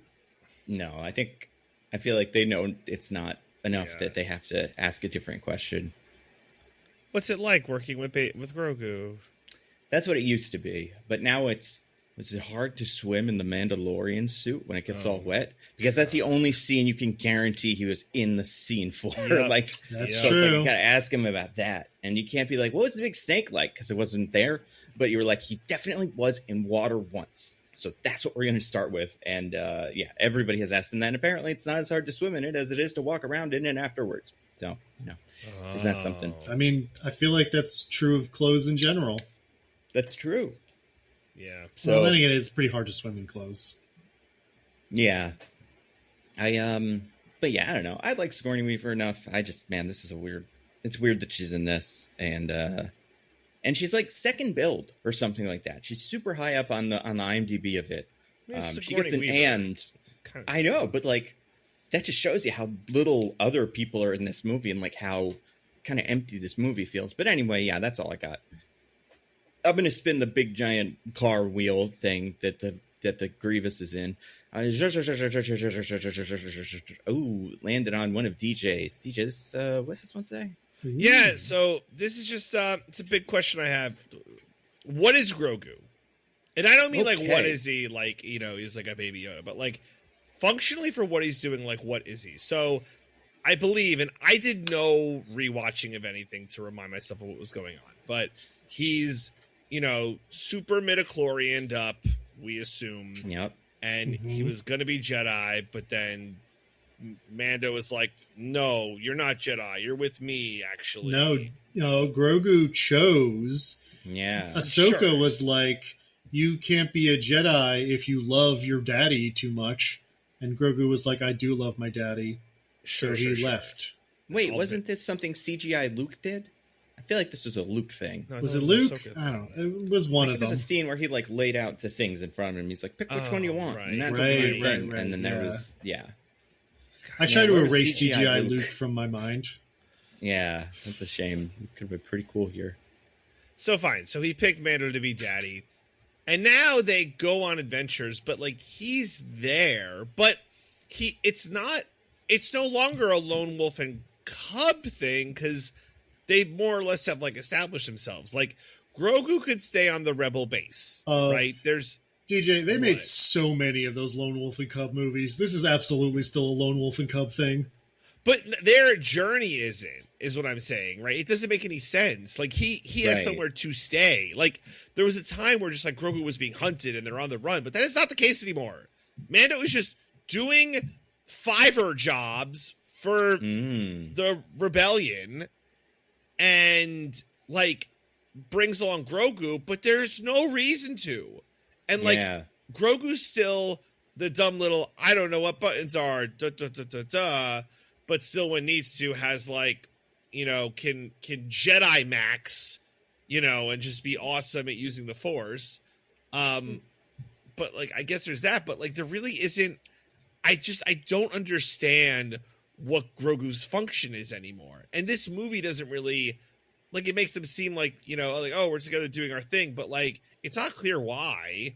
Like, if you just were dropped into this movie with no background, you'd be like, oh, I get, like, it's his kid, but like, I don't know why he's dragging his kid everywhere. Seems like they kind of have a home base where they could chill, Well, but who would look after him? He's just a baby Yoda. It's a rebel base. That's, it's like Give him the daycare. purple guy. Yeah. Yeah. I don't know. It's very frustrating for one of the titular characters to be like, what is this doing here? And I know they gave him stuff to do with the whole swamp scene that I fell asleep for. But like, again, there was no really reason for like Grogu to be there. I get it's cool they got a rescue mission, but I don't know. DJ, don't you take Disruptor and Rocky with you every time you go to work? And they just sort of like hang out on your back while you do your job? I do not. I would never get anything done. It would be impossible. Well, don't you do that? But you do take them when you like go to the gym and like put them on your back so while you do your job, or like when you go rock climbing. It looks so and you're like, don't do anything that's going to make this difficult. And they're like, I might though. And you're like, well, this is the only way I can do this, so I guess it has to be like this. The other thing where this like leaves it, it's like, oh, Grogu did like a really cool thing, but it's like, okay, they're just gonna keep doing their thing, but like there's like just Grogu's not a character.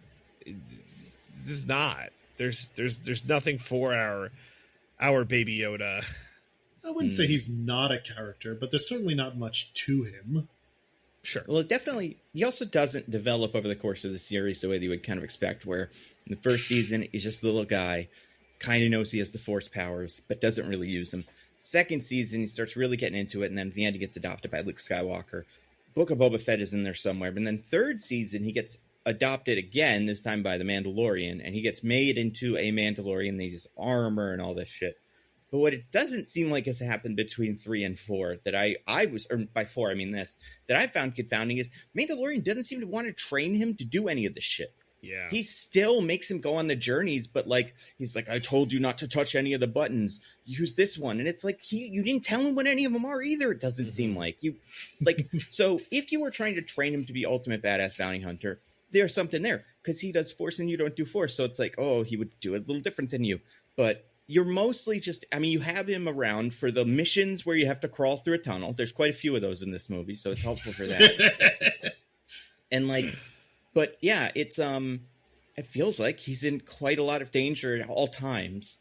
And it's not good to have him be around. Like, it's just the liability. Yeah, it's true. Like, I don't, and I mean, well, maybe we'll get to it, but I think what the Mandalorian's doing is also kind of confusing. But I think what kind of was weird to me about this is like at the end of Mandalorian season 3, Grogu's doing like crazy shit. Yes, like there's a big explosion, he just blocks it, and then saves him and Bo-Katan's life and Mandalorian, obviously.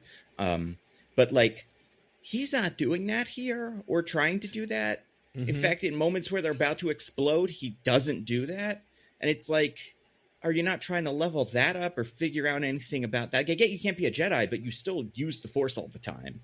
Why isn't that your contribution to this? But yeah, it's also like he's 50 and I guess by now 55 or whatever. Because that's how old he is in the beginning of the first season of the show. Yeah. And like, he's kind of like a 5-year-old. But, like, eventually he won't be that, right? Like, he hasn't spoken yet, but, like, it doesn't seem like he can't. Like, eventually he'll be a teenage Yoda. Right. And I imagine we'll just never do that, because then they'll have to make him something different, and that would be bad. But, like, this character is not growing up at all, either. And that would be something to do with him. But they're not doing that, and it's just... Yeah, it's just really, really stupid. Yeah. I will say all this is true and fair and valid critiques. I will say, when I see that little puppet hopping around, I'm like, still kind of love this little bastard. And that's the thing. It works, you know. It gets people. Although, did you see that conversation? I can't remember if we talked about this on the podcast, where there was a focus group or something with some kids. Yeah. Yeah, I don't remember this. I think this was recorded. Okay, yeah. So it's the one where they say, like, I don't like Baby Yoda because he's a puppet. I like guys like Rocky. And then the person's like, Rocky's a puppet too. And he's like, I know, but Baby Yoda acts like a puppet. Like he shuffles around like a puppet does, as opposed to like acting like a moving thing. And I don't think that's a problem, but it is just I'm like, more of this. Shut up, kid. That's what's cool about him. I just wish it was like... sometimes he does like weird backflips and stuff. Baby Yoda, they gotta just decide what he's for. But it's for that he's Baby Yoda. And then people like that. And we do like it. It's really people do love the Baby Yoda. Have you guys seen they changed the Star Wars ride at Disney World? No. Oh, the Millennium Falcon one, right? Yeah, now it's, I think, related to this or set in this time frame. And I watched a video of this the other day because I love watching videos about and like first person people riding these roller coasters because I always like to see what the story of them is. And there's a Baby Yoda mode that you can activate with like a secret code in that game or in that ride, because that's a ride that's like interactive and you drive it or whatever. I've never done it, but it is just, you hear Google Gaga over the loudspeaker every couple seconds. It seems so annoying. Like, and it just goes to show, like, that's right, this character doesn't have anything he could add to the thing besides going like, Baby Yoda. But yeah, so that's fun, I guess. Hey, Baby Yoda. That's awful. We'll get to it, but yeah. So he sucks. No, he's cool, but it doesn't make sense that he's here. Oh, I don't know. I guess maybe just when you're a Mandalorian, every day is take your child to work day.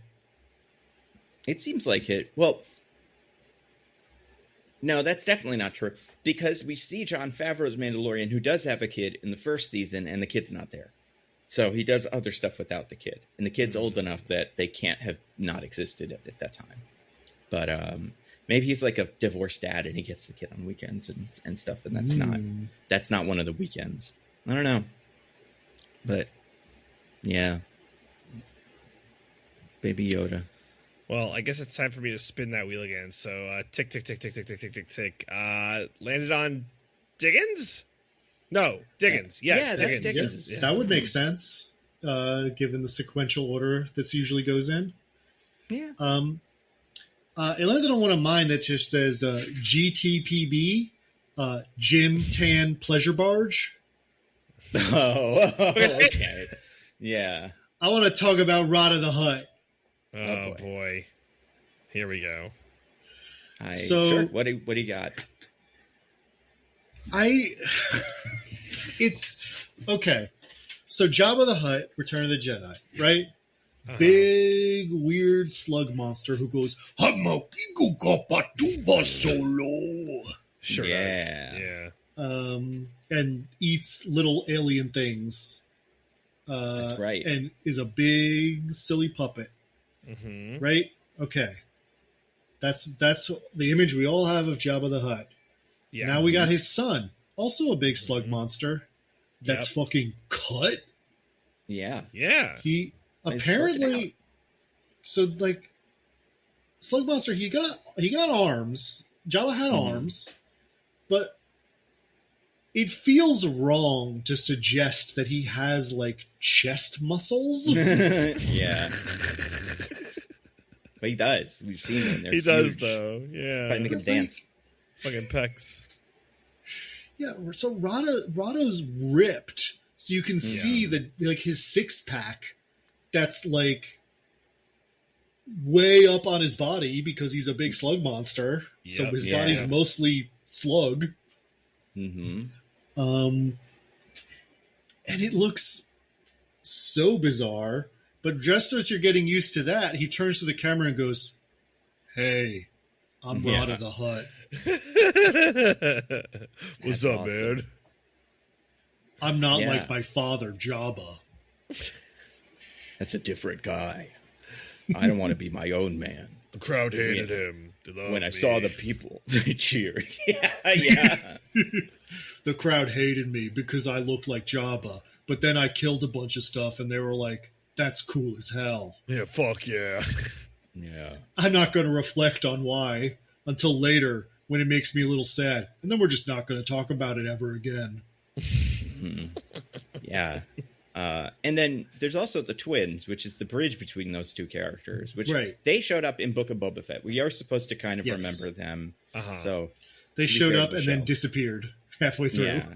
They had one of their big litters. Someone was carrying them around town. I imagine it was like 1 million people because they're so big and fat. But they do the thing that I feel like Jabba never does, but you do figure he could do, which is speak in Huttese and then throw a couple of words in there to get like the basic words in there to kind of level with the Mandalorian at certain points. And I felt like, well, that's probably what we'll get from Rada as well, because maybe it'll just be words, but he'll at least still have an accent or something. He was raised here, you know, like how long has he been doing fighting pit stuff for? And I guess a while. That's another thing about Rada the Hutt. There's like, they don't really tell us anything about him. Like, he's like, I came to these fighting pits to not be like my dad. And it's like, okay, but like, why? Like, what made you want that? And also, where did you come from? What have you been doing? And like, I'm not asking to have another scene where someone stands in front of the volume stage and explains stuff. But like, you know, you can gesture at these things. You can hint at them through dialogue, through like his interactions with his aunt and uncle, right? But that's the sort of like flavor and like world, like greater scope world thing that this movie just has none of. Yeah.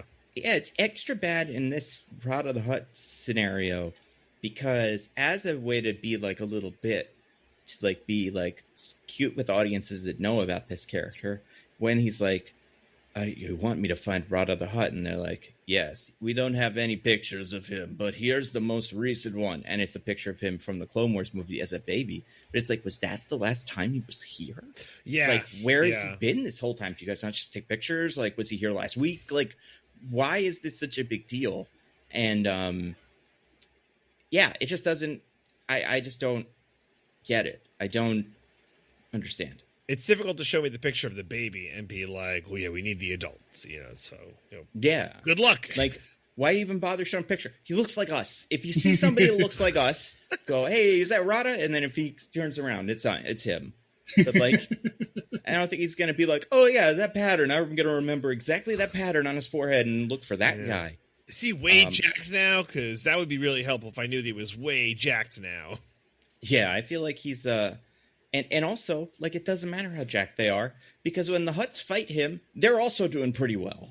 Like, they're just really heavy guys, and they can pick you up and stuff, but... They're basically like sumo wrestlers, right? Yeah. Like it's about the weight that they throw around. And in which case, like, why does he need to have biceps? Right. And, like, he does that bro. He does that in the fighting pit. Like, we see that's his move. He slams down on people. He crushes them. Yeah. That's true. You don't need to be muscular to do that.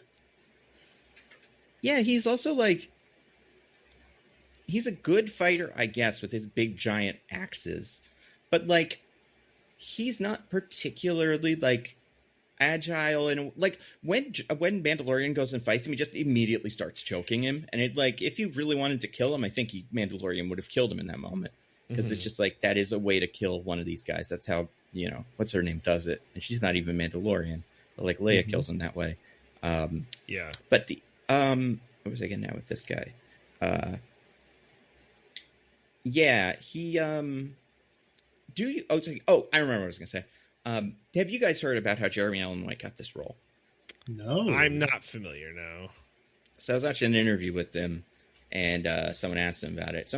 It was an interview for something else, too, because it would be really funny if it was an interview for this. But so he's doing press for probably the Springsteen movie, and someone asked, like, hey, you're going to be in a Star Wars thing. You're playing a character named Rada the Hutt. He may not have even said that. But they're like, how'd you get the role? He goes, well, I was at a party with Jon Favreau, who I love, big fan of Jon Favreau. And he said, you should be in one of these Star Wars movies. And I said, okay. And I went to the studio a couple weeks later. I recorded some lines. And then I went home. Then a couple months after that, I went back and I recorded some more lines. And then I went home. I'm so excited for this movie. Like, I can't wait to see it and see what all this is. So, like, of course he doesn't, like, and I, like, probably didn't even know that he was supposed to sound like the Hutts. He was probably just like, he's one of these alien guys. You're going to, like, do something with my voice like you do with them. Because they don't even when they're speaking their language, they also have that, like, kind of thing going, like speaking into a fan. But he just doesn't for some reason. And, like, you could hold on.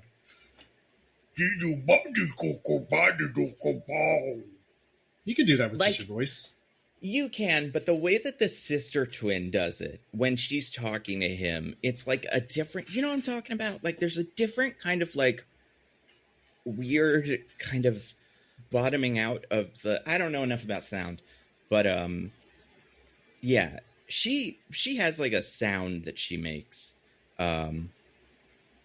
But anyway, it's not that. He doesn't sound like that. He doesn't sound like Jabba. He doesn't really look like Jabba either. His eyes are kind of different. I do. And yeah, I'm convinced Jeremy Allen White probably knew he was a Hutt. He probably had to be told that. I mean, he has lines were. I was gonna say he has lines where he talks about like, I'm not like my dad, Jabba. And then like, if you're familiar at all with Star Wars, you'd be like, oh, Jabba the Hutt.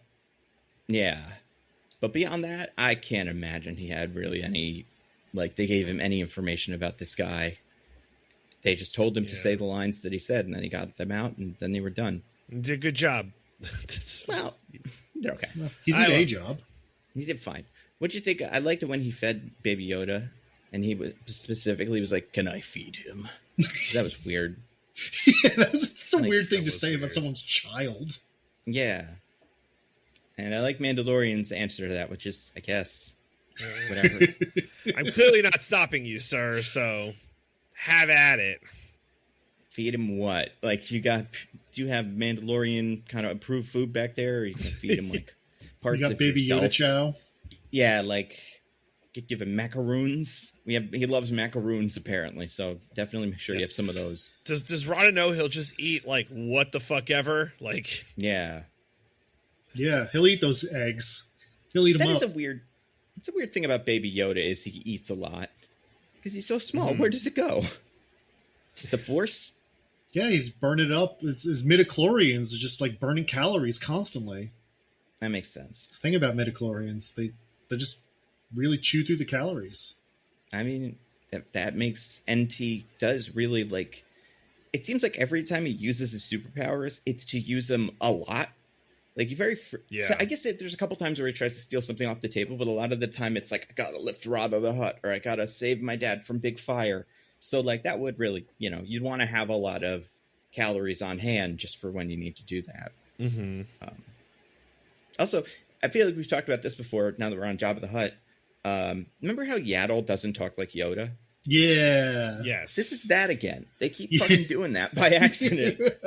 So does Jabba choose to talk like that? I think he does. I mean, is it like, so the reason I named this GTPB, Jim 10, Pleasure Barge, is Jabba basically like an Italian immigrant who refuses to like learn or speak in English, and then his son who grew up with Galactic Basic is like, Dad, come on, everyone just speaks Basic. You got to get with the times, old man. Without a doubt. He's even Italian, so he's like a crime lord. It fits perfectly. Is this what George Lucas thinks of Italians? I guess is what we have to consider. Oh, we're learning things. Have we ever gotten an Italian in Star Wars stuff? Because you've gotten like your Bostonians, everybody's British in these. We've had 50s diner owners. We had 50 diner owners. That's American. We had that other director from Germany or Austria or whatever, Werner Herzog. So space Germany or Austria exists. There's not a lot of Italian actors. I mean, Giancarlo Esposito is Italian, but not in these. But like, I can't even think of who it would be. Chris Pratt, I guess. Who's like an famous Italian actor? Forgot about that guy. Who could show up and be like, "Hey, it's me, Danny DeVito." Monica Bellucci. Al Pacino, Steve Buscemi, but none of those guys are like Italian. They're all Italian American. I want like someone who sounds like Sacha Baron Cohen's character in Sweeney Todd. Like, I want that guy. And it doesn't seem like they have ever been in Star Wars yet, at least. There are no Italians in space. Yeah, put some in there. Like, it did, the Hutts. Yeah. Actually, well, is Scorsese Italian? Yeah, of course he is.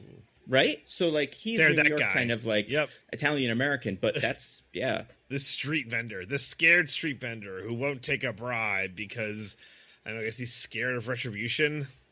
Yeah. They might get you. They might retribution you. That happens. I'm barely getting by, man. I'm barely getting by. I don't know why he's scared of retribution from the Hutts, who don't appear to operate here. Right? Yeah. And especially because it's like everybody knows everything about all the stuff that's going on. Nothing is a secret. Like, you just walk into the thing and go, I'm here for Janu Coin, or you don't say that. You say, I'm here for Mr. Janu or whatever, and everybody just goes, oh, kill him. But it's not like, it doesn't appear to be a front. Right. Also, there's definitely not a front for Rada. It seems like everybody should be able to just Google him and find out what he looks like at any moment. He's a celebrity. It's literally the case that if he had just turned around, he would have seen the big banner talking about Rada the Hutt being in the gladiator pits. That's true. Yeah, it's a weird bit. Yeah. It might be the best scene, though, in the whole movie. Just because of Martin Scorsese's little guy. Kind of fun. But ultimately, sandwich looks tasty. Sandwich does look tasty. I guess my biggest problem with Rada the Hutt, though, is just like they don't really do anything with him. Like, they gesture at this idea of like fatherhood, like, oh, you know, my dad was an evil gangster, and I don't want to be like that. And Mandalorian's raising Grogu, so it's like, what do we teach our kids? How do we teach? Like, how do they learn from us? What example do we set? Like, I feel like they did this. Someone had the idea of like, oh man, if we put in Rada, that's like fatherhood. You know, it's sort of like playing on those themes, and then they didn't think about it past that, and so they don't actually do anything with it. Yeah, they were like, well, what's he going to say in this scene? Have him say he like doesn't want to be like his dad. He wants to be his own man. Right, but we have other scenes where he says that, I don't fucking care, dude. We're almost done with the movie. Put it in again. It's gonna be fine. It's 10-year-olds. They love it when they say things that repeat. It's their favorite. We're gonna end up cutting half these scenes. So just have him say it in a bunch of different scenes, and we'll only keep one. And then they forgot to cut one of them. That might be one of the biggest casualties of like this being the like, oh, it was a TV show, but we made it a movie, is like, maybe it's okay across like a couple episode gaps of being like, I don't want to be like my father. It's like, oh yeah, I think he said that 2 weeks ago. Like, you could kind of get away with that in a television show because there's so much distance between them. Unless they were going to do like drop all 5 at once, then you'd be just like banging your head against the wall. But you know, it's so sloppy. Everything is so flat in this, by the way. We don't look again. Talk about being just like dropped into this. If you never watched like a Mando thing, we don't really understand why Mando's like working for the rebellion because he's like a good guy. You mean the New Republic, DJ? They're not a rebellion anymore. That's true. I don't care. They become a rebellion again, so they might as well just be a rebellion. They don't stay the New Republic the whole time. That's true. They should just automatically rename themselves to like, we're going to have to do rebellion stuff eventually. Yeah. Eventually they're going to come up with a new Death Star. So don't get anybody get connected to this New Republic thing. These first story guys are clearly on the up and up. So like, you know, we get the little, oh no, your mask was revealed. I thought immediately, by the way, I thought like, oh no, is he going to have to do the thing again? Where he has to get the lady with the fur to be like, you're back in. That was a lot of work. It was a lot of work. And also, I kind of thought last season we learned that it's not that important. Like, he's kind of learned that he was in a cult or something. And he still is in the cult. I get that. But, like, this version of it where it's like, we took off your helmet. Now you gotta fucking kill yourself. And it's like, no, we're done with that. I've taken off my helmet many times. It's mean to do it to me. Like, it's you know, it's not nice, but I took it off twice in a row. Episodes 8 and 9 of season 2, I did it. So, whatever. Which, to be fair, is basically how he reacts. Like, he's upset that they did it, but he's not making a big deal out of it. It's like I had to be in this scene because you did this. They couldn't get my body double to walk around. I had to come all the way from the Last of Us set to be here. Yeah, and I'm flying right over to the Avengers set tomorrow, so we really got to get this one done. I don't really care what the lines are. Just can I say something about Rada Hutt being not like his father? Like, we use that line again, but for me, he doesn't want to be. He's getting electrocuted in the corner. He wants to be his own man, not permanent like his electrocution. Horrible, Yeah. by the way. Horrible. Also, so we're still tenuously on Rada here. Are they just gonna for the next 200 years or whatever, just have that in their throne room? Right? Like, people will come in and was like, "What the fuck's going on over there?" It's like, "Oh, that's our nephew. We're torturing him forever. Don't even worry." Yeah. Yeah, because they're like crime lords. That I feel like is right, or like that tracks. My bigger question is, where the fuck has he been the whole movies?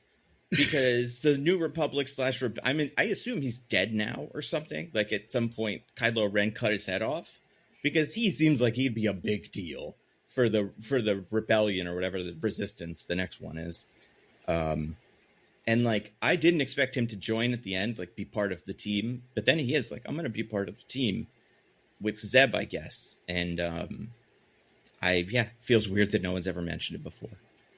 Seems like a pretty big deal. Well, just like how he's not in any scenes with any other Hutts until now, or at Jabba's palace or anything. Yeah.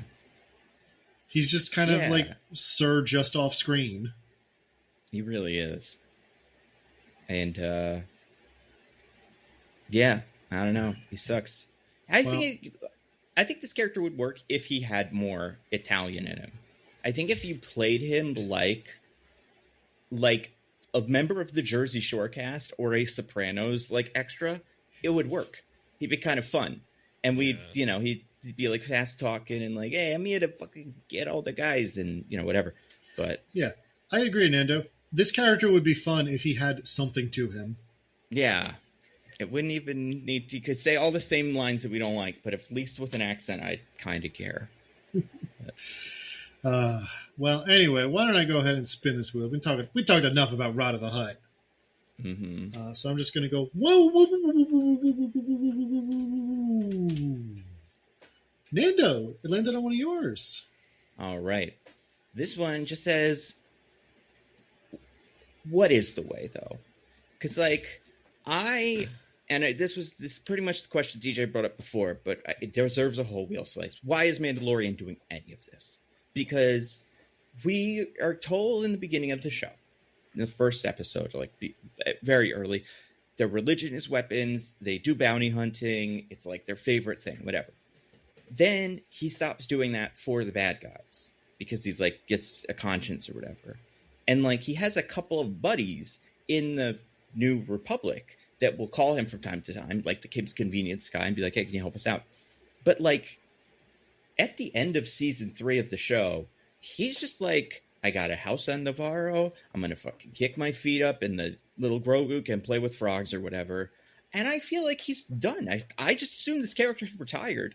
So the fact that he's doing all of these missions and like, and then that brought up the question in my head as I'm driving away. I'm like, oh, okay. So he's getting lots of stuff for it though. Like they're paying him. He's not like a volunteer. What's he using the money for? And it's like, are you trying to put Baby Grogu through college? Are you getting like an addition? You could build a pool or something? Like this character is a very, humble man. He doesn't really engage in fun things. And Grogu is also just some little guy who eats whatever is in front of him. I was going to say, Nando, you see how much that kid eats? I mean, that is expensive, but you could just throw him into a little trash bin and he'll just eat it all, and he can use the Force to disturb it. But then that brought up my biggest question, which is, what does this character want at all? Like, what is the Mandalorian's deal as of right now? Why is he helping the New Republic? Why is he having Grogu go on missions with him? Does he want to train Grogu? Does he not want to train Grogu? Like, does he want to work with the New Republic? Does he not want to work with the New Republic? Because this character is so, for a character we spent 3 seasons with of a television show and then a bunch of episodes of a different show, it's crazy how little anything he has. And I think that's this movie's real biggest failure. Because it's just like, you can't track anything he wants. He doesn't want anything. He just wants to be done so he could go home, which is how I feel sometimes when I'm watching it. But like, for him, it's like, you didn't have to leave. Like he also, I feel like his intelligence and gullibility like really vary from scene to scene. Yeah. And And like, you could argue that it's like willful ignorance or whatever, but like with Rada, Rada's like, my aunt and uncle want to kill me, and he's like, no, that's not what they said. Yeah, that's not what they said. It's fine. Give me one reason why they might want to. Oh, okay, yeah, that's a good reason, actually. Yeah, but I'm still going to do it, though. I'm still going to take you to them. Yeah, but then eventually, like, he convinced, like, when he gets coin, he doesn't bring him to the huts. And immediately he's like, yeah, they were probably going to sell you out anyway because you can't trust the huts. And I'm like, wait, where was this earlier? Mm-hmm. Yeah, I mean, he's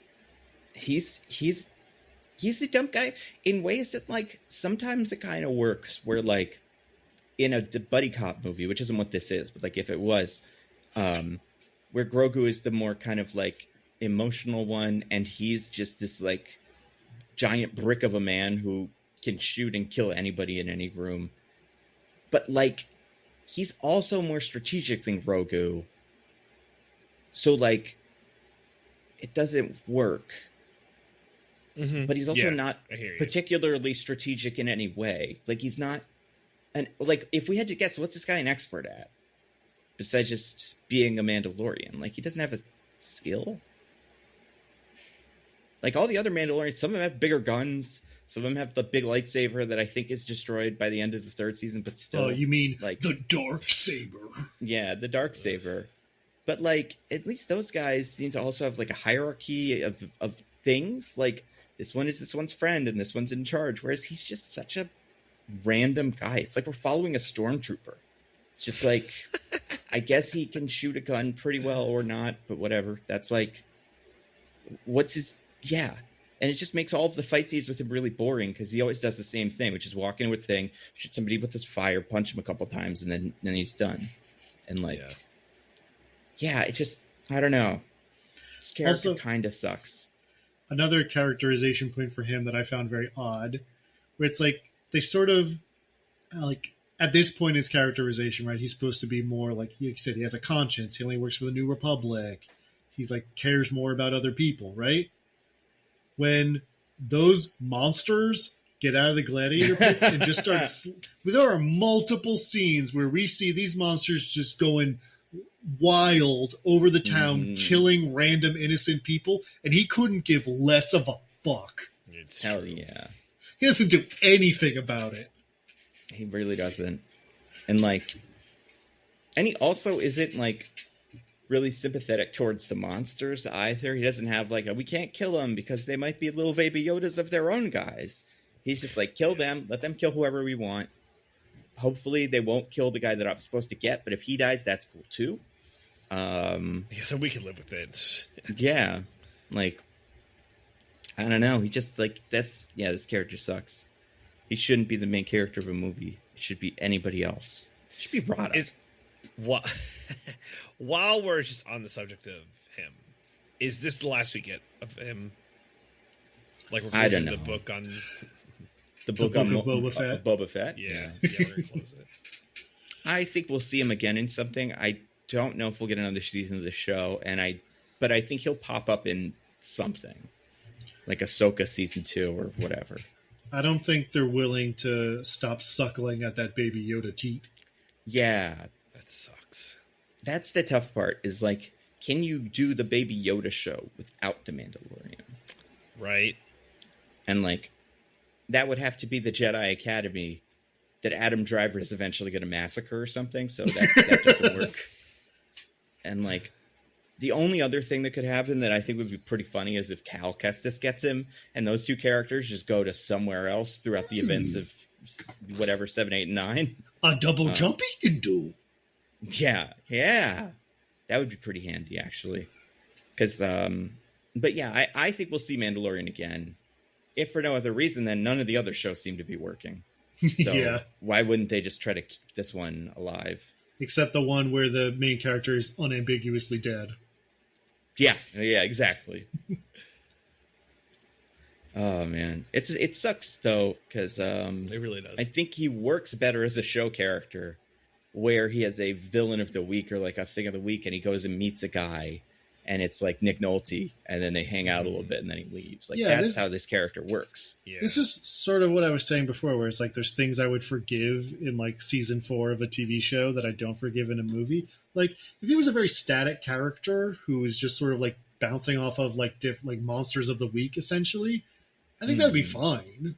Like in a TV show, like I don't need him to be a dynamic character if it's just like this is a show about him go doing bounties and having cool fights. Be like, yeah, that's fine. Yeah, and like the other characters have their big moments. Like your Bill Burr gets to have a thing, and Mandalorian gets to watch that, and then we see it. But like he can remain pretty static as long as the other people in the show have emotions.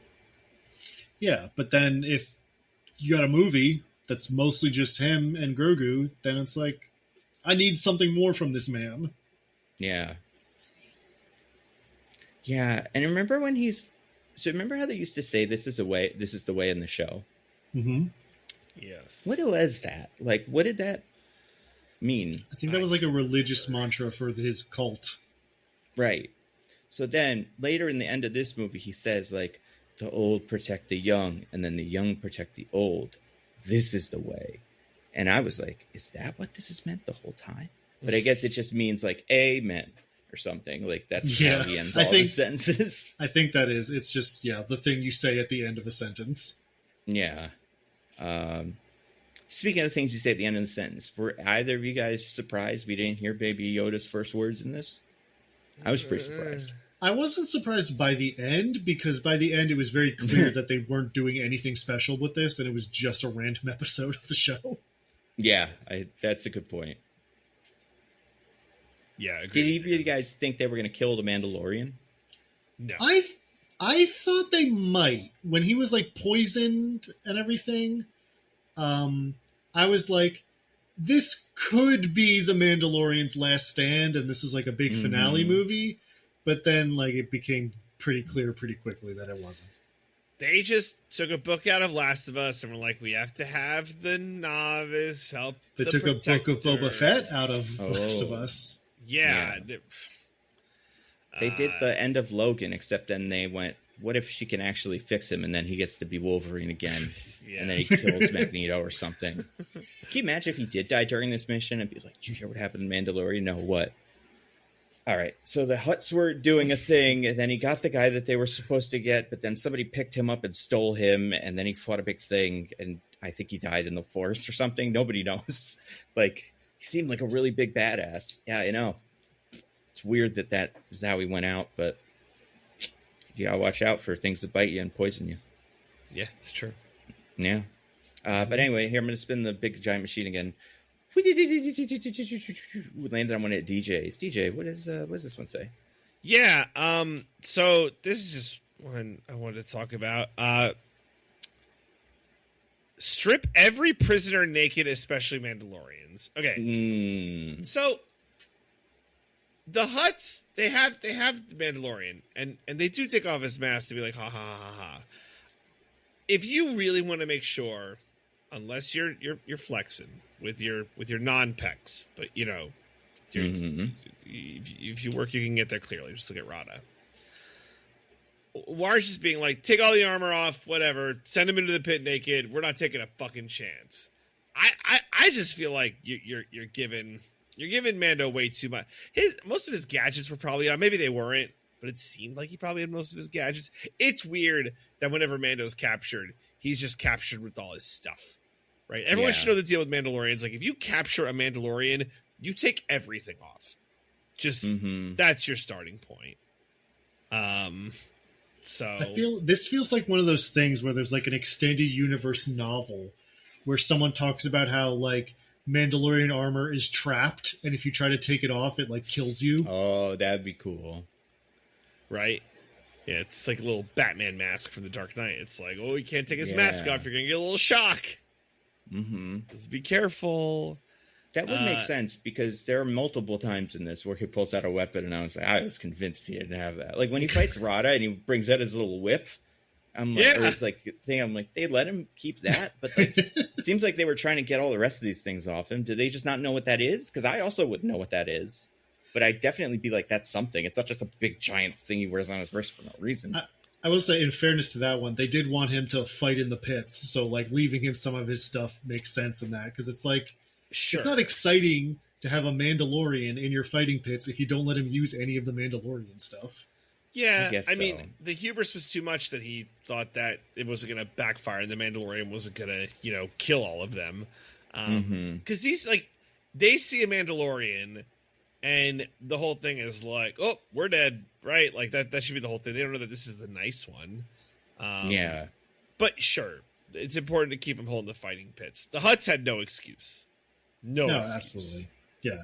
Well, they are so confident in their big white snake thing. They were like, it's going to eat his indestructible armor. And that won't kill it somehow, I guess. Like, even if it manages to... Then even tossed his helmet down for him. Yeah! Like, you're going to want this later. Sorry for taking it from you. Your stunt double wants to, film more scenes. So, I will say, this is partly on Embo, who did not do anything to disarm him before bringing him to the Hutts. That's a good point.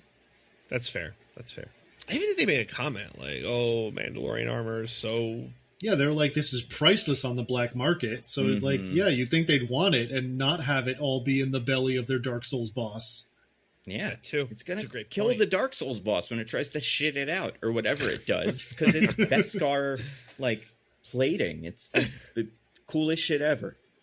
It's definitely going to choke on it, actually. Yeah, so... Maybe they're trying to get rid of that thing. They were like, we like those little guys that we have in the pit, but we can't get rid of the big white snake. So maybe if we feed it Mandalorian, it'll die. I don't know. But I like died of Mandalorian. I like that, the Mandalorian has a lot of weapons, but some of them just aren't useful in every situation. And this happens in the show a bunch. She'll, try to use the flamethrower on someone where it just, doesn't kill them because they're a robot or something. But, if we had to say, what are the Mandalorian's, stock weapons? What does he have on him at any one given time during the show? The little rope tether thing that comes from his wrist. Right? You mentioned flamethrower. Not going to count jetpack, because that can come off pretty easily. I feel like jetpack's part of his kit, though. But it is now. He has to earn the jetpack in the first season. So I do think there's a while where he doesn't have it. But I mean, are you just... Okay. I wasn't sure if you were just saying, stuff that, he has on him that would be hard to take. But fair enough. Oh, no. I'm talking about, if we're expecting Mandalorian to go into a scene, it's what do we expect him to have? So dual pistols. He's got the pistols. Sometimes he has that rifle, but not always. Yeah. I feel like there's, some sort of blade thing in one of his arms also. Oh, yeah, that's right. He does have, Yeah, that sounds right. I mean, he's definitely also got his favorite weapon is little explosives that are magnets. Yeah, he's got 50 of those. Yeah. Is there anything else? I guess the Darksaber sometimes, but that one doesn't count. Also, sometimes he has a big Beskar stick. That was something from the second season that kind of comes and goes. I forgot about that one. But yeah, it's not that much stuff. I don't know. I feel like he should have more stuff. Oh, remember he has that gun that shoots little things at people? If you're in a room and you're surrounded, you shoot the gun and the little things hone in on people and kill them. Oh, yeah. That was pretty cool. That was a cool gun. You should get that again, because that would be really helpful. Although it probably wouldn't be helpful against Rada. Could any of those weapons fuck with Rada, though? Because, it seems like his skin is really strong. He's got those pecs. Yeah. But, is it, though? Because he never actually tries to cut him. Yeah. I kind of want him to cut him. Have we ever cut the head off one of these guys? Just see how hard it is? I have no idea. No, we just choked them. Is it cake? Damn it. We should try to cut their heads off. Yeah. Yeah. What was this wheel size? I'm mad that they don't treat Mandos how they should, but that's that's probably a great cue for me to spin the wheel and look at tick tick tick tick tick tick tick. Diggins, it's you. I got one here that just says, "Don't want to go down to Blight Town." Oh, what's this? I want to talk about the Poison Swamp interlude. Okay. Oh my god. Yeah. So, like I said, I very much glossed over this in my summary, but there is a whole interlude where they're just sort of like hanging out in a swamp. Baby Yoda is like trying to take care of Mandalorian. Mm-hmm. And it's weird. It is weird. I found the whole like just it felt strange to me in that there was like almost a parallel with like where Yoda ends up on Dagobah. Mm-hmm. And this is Baby Yoda also in a swamp place, and he meets an old hermit who lives in the swamp place. Mm-hmm. And I was like, is this supposed to be something? And I got to the end of the scene and I was like, I guess not, because they didn't do anything. Yeah, no, nothing. He had a stick like Yoda has a stick in that movie. Mm-hmm. Remember that? And he like beats up C-3PO with it, or R2-D2 or something. And he meets just some random dude who's like, hey, you're a little Baby Yoda. That's neat. Yeah. Here's the thing you need to advance the plot. Goodbye forever. That really is it. He's like, I guess you got poisoned. Here's the poison thing. And I was like, wait, did he not use his force healing ability? I kind of thought the poison wasn't a problem anymore. Like, but Well, I guess force healing can heal wounds, but it doesn't remove poison from your system. That's a bummer. Should have sucked it out like in that Babylon movie. Remember that? Yeah, that thing that doesn't work. Yeah, that thing that doesn't work. Yeah, that's the. What do we think of Mal Hutta in general? Do we like Mal Hutta, everybody? It felt strange as the like headquarters planet of a crime family. Yeah. I'm like, why are they just hanging out in the middle of a swamp? I would think they would be like Jabba, like sure is sort of in the middle of a desert, but he built his big pleasure barge shit there, right? Like he has a bunch of dudes who sit there and go, yeah, whenever he says anything cool. These guys don't have anyone except a bunch of droids. And they don't usually have the droids. It seems like there's usually maybe 10, 12 huts at any point on this planet just fucking around in a big pile. And then the twins. And then that's it. And, yeah, like, I get it that they're slugs. So it's like they live on a planet where slugs would like. But, like, they're not just any slugs. They're high society slugs. Like, yeah. High society slugs. It makes sense as a planet they're from, as in a big slug monster would evolve on this planet. But I don't know why they're just hanging out in like the middle of a swamp here. Yeah. It's a really good question. It must be like, and like Star Wars doesn't have like computers, right? Long distance communication that way. Oh, I guess not really. Yeah. So, like, it must be so hard to run a criminal empire from a random remote swamp. That's a good point. Right. Well, I guess Boba Fett kicks them out of Tatooine at the end of his show. Because they're in Tatooine. And then Boba Fett's in charge of it. So I guess maybe this is just, like, right after that. They went to here. And they were like, let's regroup at Mal Hutta. Then we'll go to whatever the new place is. But I guess. I don't know. Also, I think this place looked bad. I didn't like the look of it. Like, I didn't mind the aesthetic of Mal Hutta, but I did not enjoy this big green filter that went over every scene in this area. It just looked kind of dingy. And I feel like there's ways to do that without bathing the camera in green. It felt like if it was yellow, we would have gone. This would be like our characters are going to Iraq or something. Like how they always put the filter on that. I don't know if there is. Oh, like the Mexico piss filter. Yes, exactly. We got the green one of those for Mal Hutta, but like, yeah, it reminded me when you were talking about Yoda on Dagobah. It's like, oh yeah, that's also a swamp planet. That doesn't look like this. It looks cool. No, because it's a swamp. But I don't know. It's weird that their big thing is a big mushroom or something. You could pop it and then it just deflates. It's kind of interesting. Yeah, I don't know. I just wanted to talk about the swamp. I was confused by it, and Me too.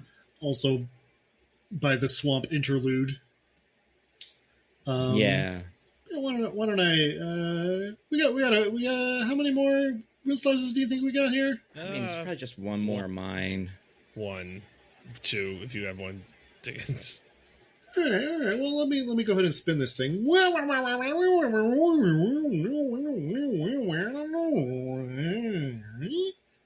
one made a weird noise. Wow. Yeah, wow. But it did ultimately land on one of Nando's.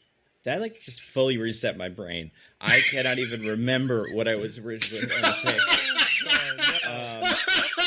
Hold on. No. I have one that this probably wasn't the one I was going to do before, but this is one that was on my list. Is the director always returns to the scene of the crime, but this also is you got a lot of ball droids showing your cowboy hat around here. I just want to talk about Dave Filoni being in these. Where's the cowboy hat from? Is this a cowboy dimension he's from or something? Does he come from the cowboy planet? Nobody wears those here. But yet this character is constantly wearing a cowboy hat. And it looks dumb to me. I don't like it.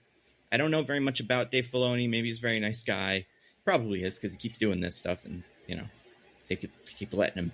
But so many of the things that I don't like about current Star Wars have his fingerprints all over it. No one who's gotten to make a bunch of stuff in the entertainment industry has ever been guilty of bad stuff. Well, to be fair, okay, yeah, there's that. There's those guys, but then there's also guys where you're like, how does he keep getting work? And it's like, he's nice to the people, and he gets his stuff done on time, and you're like, I guess that is why you keep hiring him. Oh, I thought we were talking about Dave Filoni, not Jon Favreau. That's the thing, Jon Favreau, though. Like, Jon Favreau is good at this. We know he can do this in other contexts. Not this, but like the Iron Man movie he directed is good. Mm-hmm. Swingers is good. That Chef movie is good. That Jungle Book movie he made, I think, is pretty good for what it is. Like, and I think the parts of Mandalorian that he directed are pretty good. Like, I think he directs the first 3 episodes of that show, and I think those all hold up really well.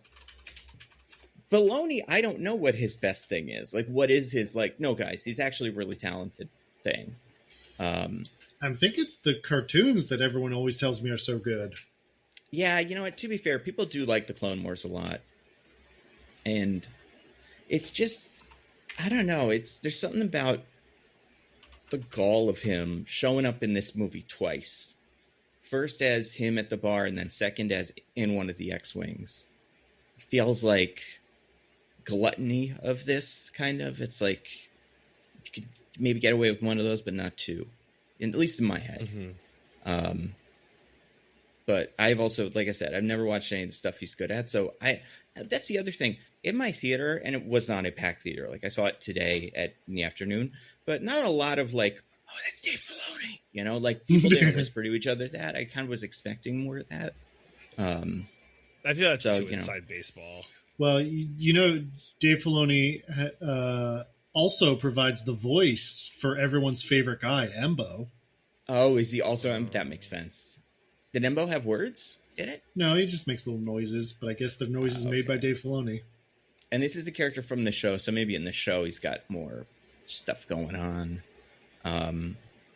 Well, and to what you were saying, DJ, there were a lot of people when I watched the Mortal Kombat movie that whispered to each other, that's Ed Boon, the guy that makes the Mortal Kombat games, when he shows up in it. So, like, I feel like this should have gotten that reaction. I think it's just he's in so much of this stuff. Okay. And he's so at the front of it that, like, it's not good. Do you know what his character's name, by the way?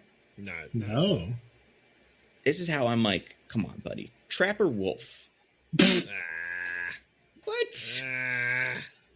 What? Sounds like a Metal Gear Solid boss. Yeah, it really does. And I mean, he does all kinds of other voices, and like he's Chopper as well. So there's that. But yeah, Trapper Wolf is this character from The Mandalorian and Star Wars, The Mandalorian and Grogu, which is what this is called. I think we need to wrestle this franchise away from him, but I think maybe the box office will do that on its own. Someone else needs to. If we could give it to Tony Gilroy, obviously that would be incredible, but he doesn't want it, which is smart. Do something else. Yeah. But like, I'd just like to see anybody else take a shot at it. Yeah, because it just feels like we're circling a drain here, and we're just getting smaller and smaller and smaller kind of groups of people that care about these things. And a finger curls down on the monkey's paw, and tomorrow it gets announced Zack Snyder taking over the Star Wars universe. Oh my god, I would love that. We love his Star Wars movie. We watched all 8 hours of it, or however long that was. Remember that? We did. Stunk. Oh, well, we never watched the director's cuts. That's fair, yeah. One of these days, probably. But luckily, not yet. I'm going to spin the wheel again. I'm going to spin it.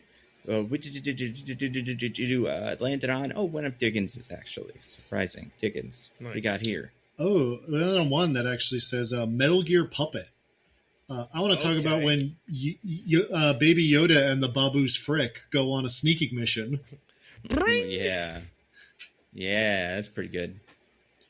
And I also want to talk about, since when did the Babu's Frick talk? Diggins.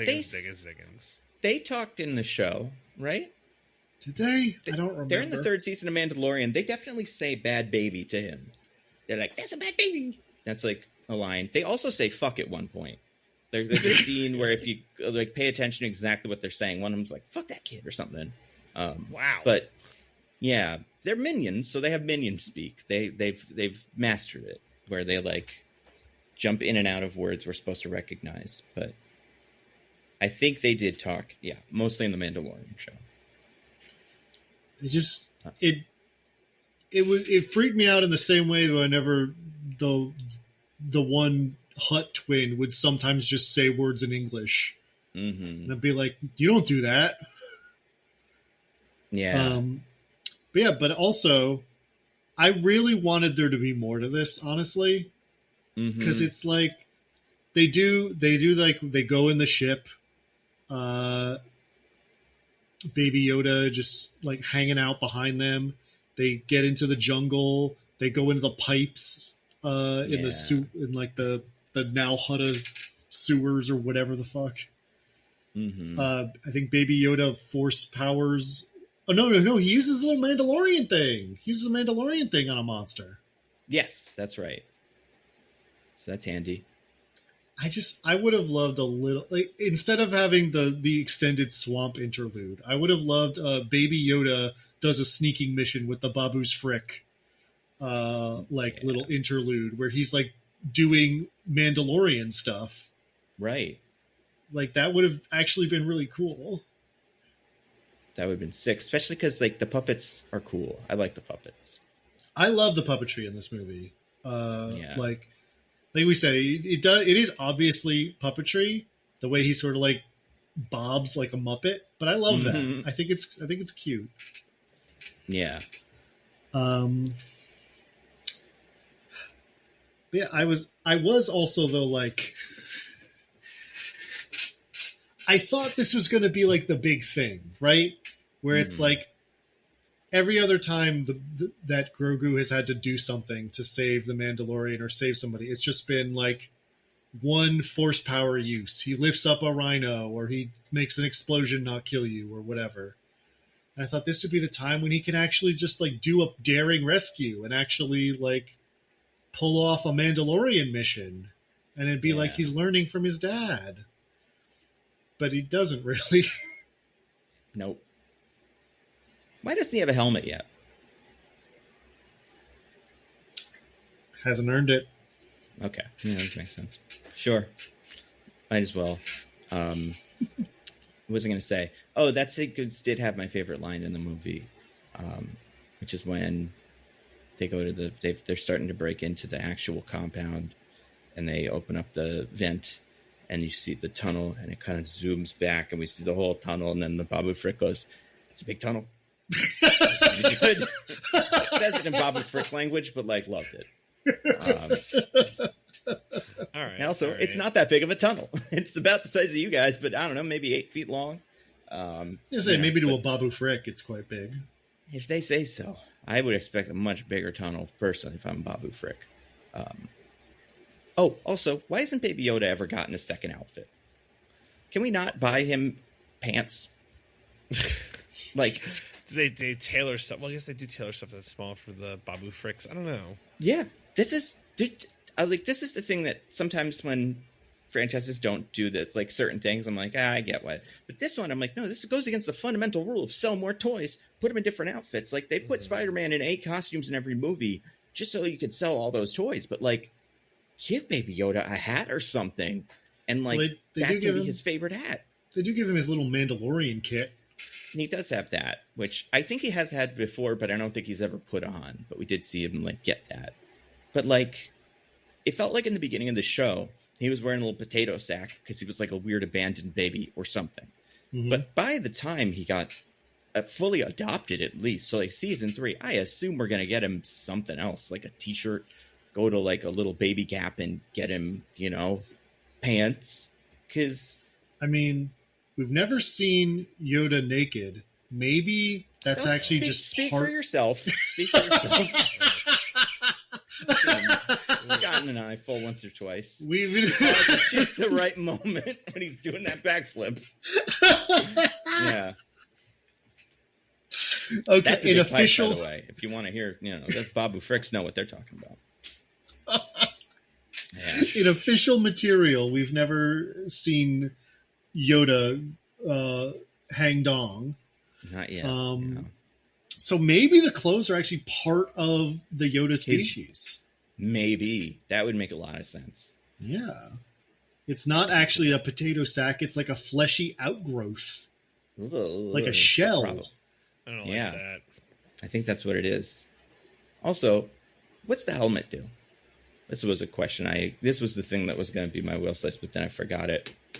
If the helmet is always on the Mandalorian, you should not be able to poison the Mandalorian. I would assume the helmet has some sort of breathing apparatus that filters out stuff like that. Otherwise, how can he breathe in space in it? Oh, you mean, like with the gas? Yeah, I was also like, how is this gas working on him? There's not a filtration system in this suit?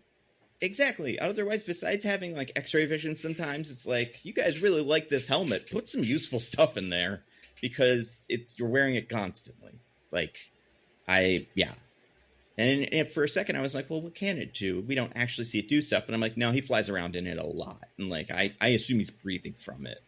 But maybe not. Maybe it is just like a plastic. Like it's the same thing you get when you buy the Mandalorian helmet from Hasbro. It's got like a little bit of foam here so you can have it on your head. And then that's it. And then it's pretty cool. It is pretty cool. We can't deny the Mandalorian helmet is cool. It is cool. They nailed it with that one. They did. Anything else about this movie? Think they're going to make another one? How is it doing money-wise? I think it had an okay opening weekend. I think it's like, it's not like a bomb, but I think it's disappointing. Yeah, I guess we'll see what week 2 is, because that'll be definitely something to... Yeah, if it grows or stays steady, then I think it'll be fine. If it is a big drop-off, then it's in trouble. And I could see a world where either of those things happen. I could see big drop-off because the movie's nothing, and I could see grows because the kids love Baby Grogu and they just go back to the theater to see it every weekend for the next 100 years. Like, it's completely up in the air. Is this movie woke? No. Well, it is a Star Wars movie that has a woman in it. Barely. Like, as little as possibly one has ever had, I think. Right? Like, I think that the twin has more lines than her, than Sigourney. Is this the least a woman has ever been in a Star Wars movie? Has to be. There's usually a female lead in it, you know? Like, what's her name is in Solo, right? I was going to say, like, I guess Emilia Clarke is in more of Solo than Sigourney Weaver and the female twin are in this. I would bet the woman who dies in the beginning of Solo, what is her name? She was like the one's girlfriend. Sandy Newton. Sandy Newton. I bet she's got more lines in Solo than any of the women in this have. Like, just very bad showing of women. That being said, I'm pretty sure Zeb is gay. I think this is a canon thing. Oh, really? Oh, really? I do, yeah. Is he? So he's another one of Disney's first ever openly gay characters. I guess so. Yeah, it's hard to top those two women that kiss at the end of Star Wars, or whatever the ninth one was. But this is the next step in those. I was kind of hoping maybe he would get with Rada the Hutt, but I'm pretty sure he has a husband. Like, although maybe he cheats. You never know. Ooh. You know. But yeah, I've been told that that's like a thing. So that's presumably, cool. Like real slugs, Rada the Hutt is hermaphroditic. Oh, that's interesting. That's pretty interesting. So that's very, like, that's a big deal. Oh, we didn't really talk about it. How do you guys, what about, like, the fact that they just bomb his whole house and destroy the whole planet of Malhutta for no reason? That's pretty, that's pretty woke. That's... Oh, no. Yeah. Right. Well, they just bomb the cartel members. Yep. We just send the fighter jets to blow them up, and that'll solve the problem. They said they couldn't, but then they thought about it, and they actually thought it would be pretty cool, and then they did it. And it fixed everything. Man. Yeah. No more Hutts in any of these movies, so I guess they're all dead. Pretty good. And yeah, I would say that's about as woke. I mean, it's very like family, you know, father and son. It's not that woke, I guess. Yeah. It's not saying anything about anything. Right? Kind of, yeah, I guess. I mean, the Empire is not woke, right? They're bad. The bad guys in this are from the Empire. So facto, this is woke, I guess, because he beats them up. I mean, how did they say woke? I don't know. Yeah, well, would like a Ben Shapiro think it's woke? Oh God, did it go broke? No, TBD that's the thing. It's like a one. flat even right now. Yeah. I don't think this has wokeness or non-wokeness. I think it's just, you know, a little bit of nothing. And to answer my question, or the next question, I could kill the Rada the Hutt. You know what? I think I could do it. You. I don't know. What if he uses his big slug body to squish you? I think I'd just not die. You know, like Mandalorian, I'd just be like, I'm fine. And then it'd be okay. Because, I mean, he has armor, but it's not like it's plate. It's not like it's a big piece of armor. It's like plates on him, right? So I feel like his stomach should still be crushed by it. Unless it just doesn't work like that. Like, I get his head is okay, but, like, the rest of his body should be smush. But, you know, I don't know. I think I could just stab him with something. I think I could just chuck one of those swords at him. I got a couple of them, right, in the little back area. One of those would probably hit him in the face, and then he'd die. I mean, it does seem like, considering that he feels threatened by having a blade held up to his throat, that you could just, like, cut him up. Yeah. I mean, Leia was able to do it. I'm sure I could do it. Like, not that I'm saying I'm better than Leia, but I'm saying it's doable. People have done it before. Well, but she did it to his dad, who's way out of shape. Yeah, I mean, have you seen Rada's abs? I have seen Rada's abs. Maybe he has neck abs that would stop him from being strangled by me, but that is roughly where they're placed. Yeah, that's true. Very tough. Yeah. It's a fucking movie. But do you think we get another one? Is this the last one of these? I think so. Okay. I feel pretty good about it. Yeah, I don't know. Do you think we get another season of Mandalorian? Maybe. Eventually, yes. I feel like they're not going to let this character go. Yeah. I think so too, but also, like, I just don't think they're interested in Disney Plus shows anymore. So I think they're going to have to figure out some other way to, like, integrate him into another existing movie or something. Because they realize that streaming shows don't and can't make money? Pretty much, yeah. And, yeah, I think Ahsoka seems like it's going to be the last one of these before some sort of, like, reset. Not, like, reset universally, but just, like, by priorities. And that'll be good, probably, for them. It might get a universe reset. Who knows? That's true. He might. I'm surprised, more of those guys weren't in this, by the way. Where was Ahsoka during all this? She could have helped. She could have killed Jabba the Hutt's friends or whatever. I don't know. I don't know. There's probably some plot line in Rebels or whatever. It's talking about what she's doing. I feel like he would be like, hey, where's Ahsoka? She's my friend from before in that movie nobody liked. When Radas meets her, but maybe he's just a baby. I don't know. So that's Mandalorian and Grogu for you. Yep. Pretty cool. Everyone, you guys want to get to our classic segment? Yes. I would love that. All right, let's recommend some things to the people. DJ, what do you got?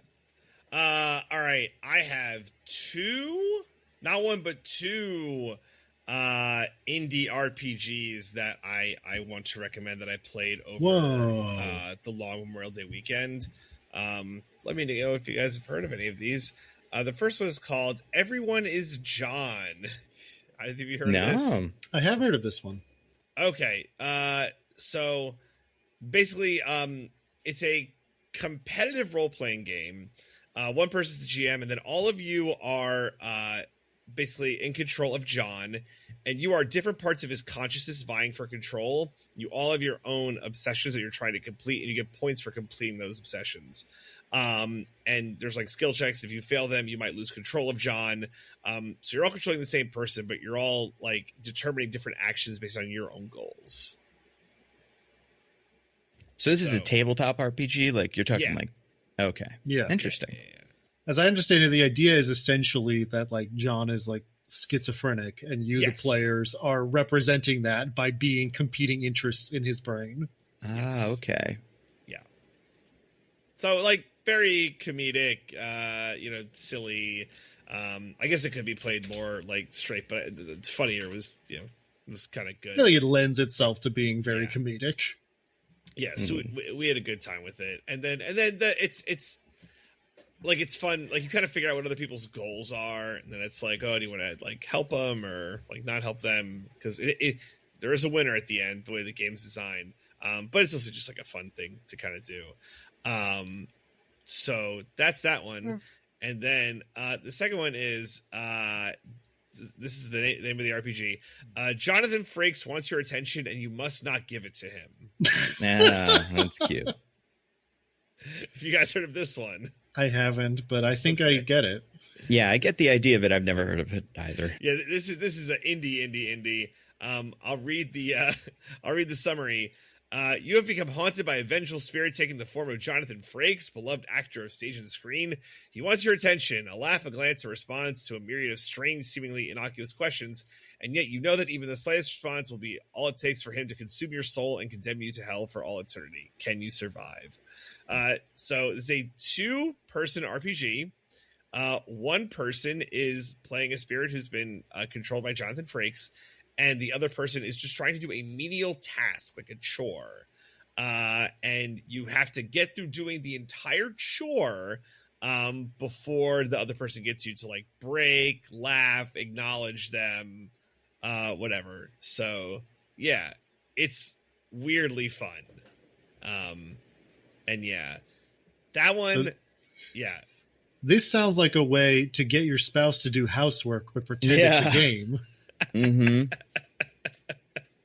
I mean, I played it. I didn't play it with Michelle. I played with a friend who I was at my house, so I was just doing a chore while they were the spirit of Jonathan Frakes.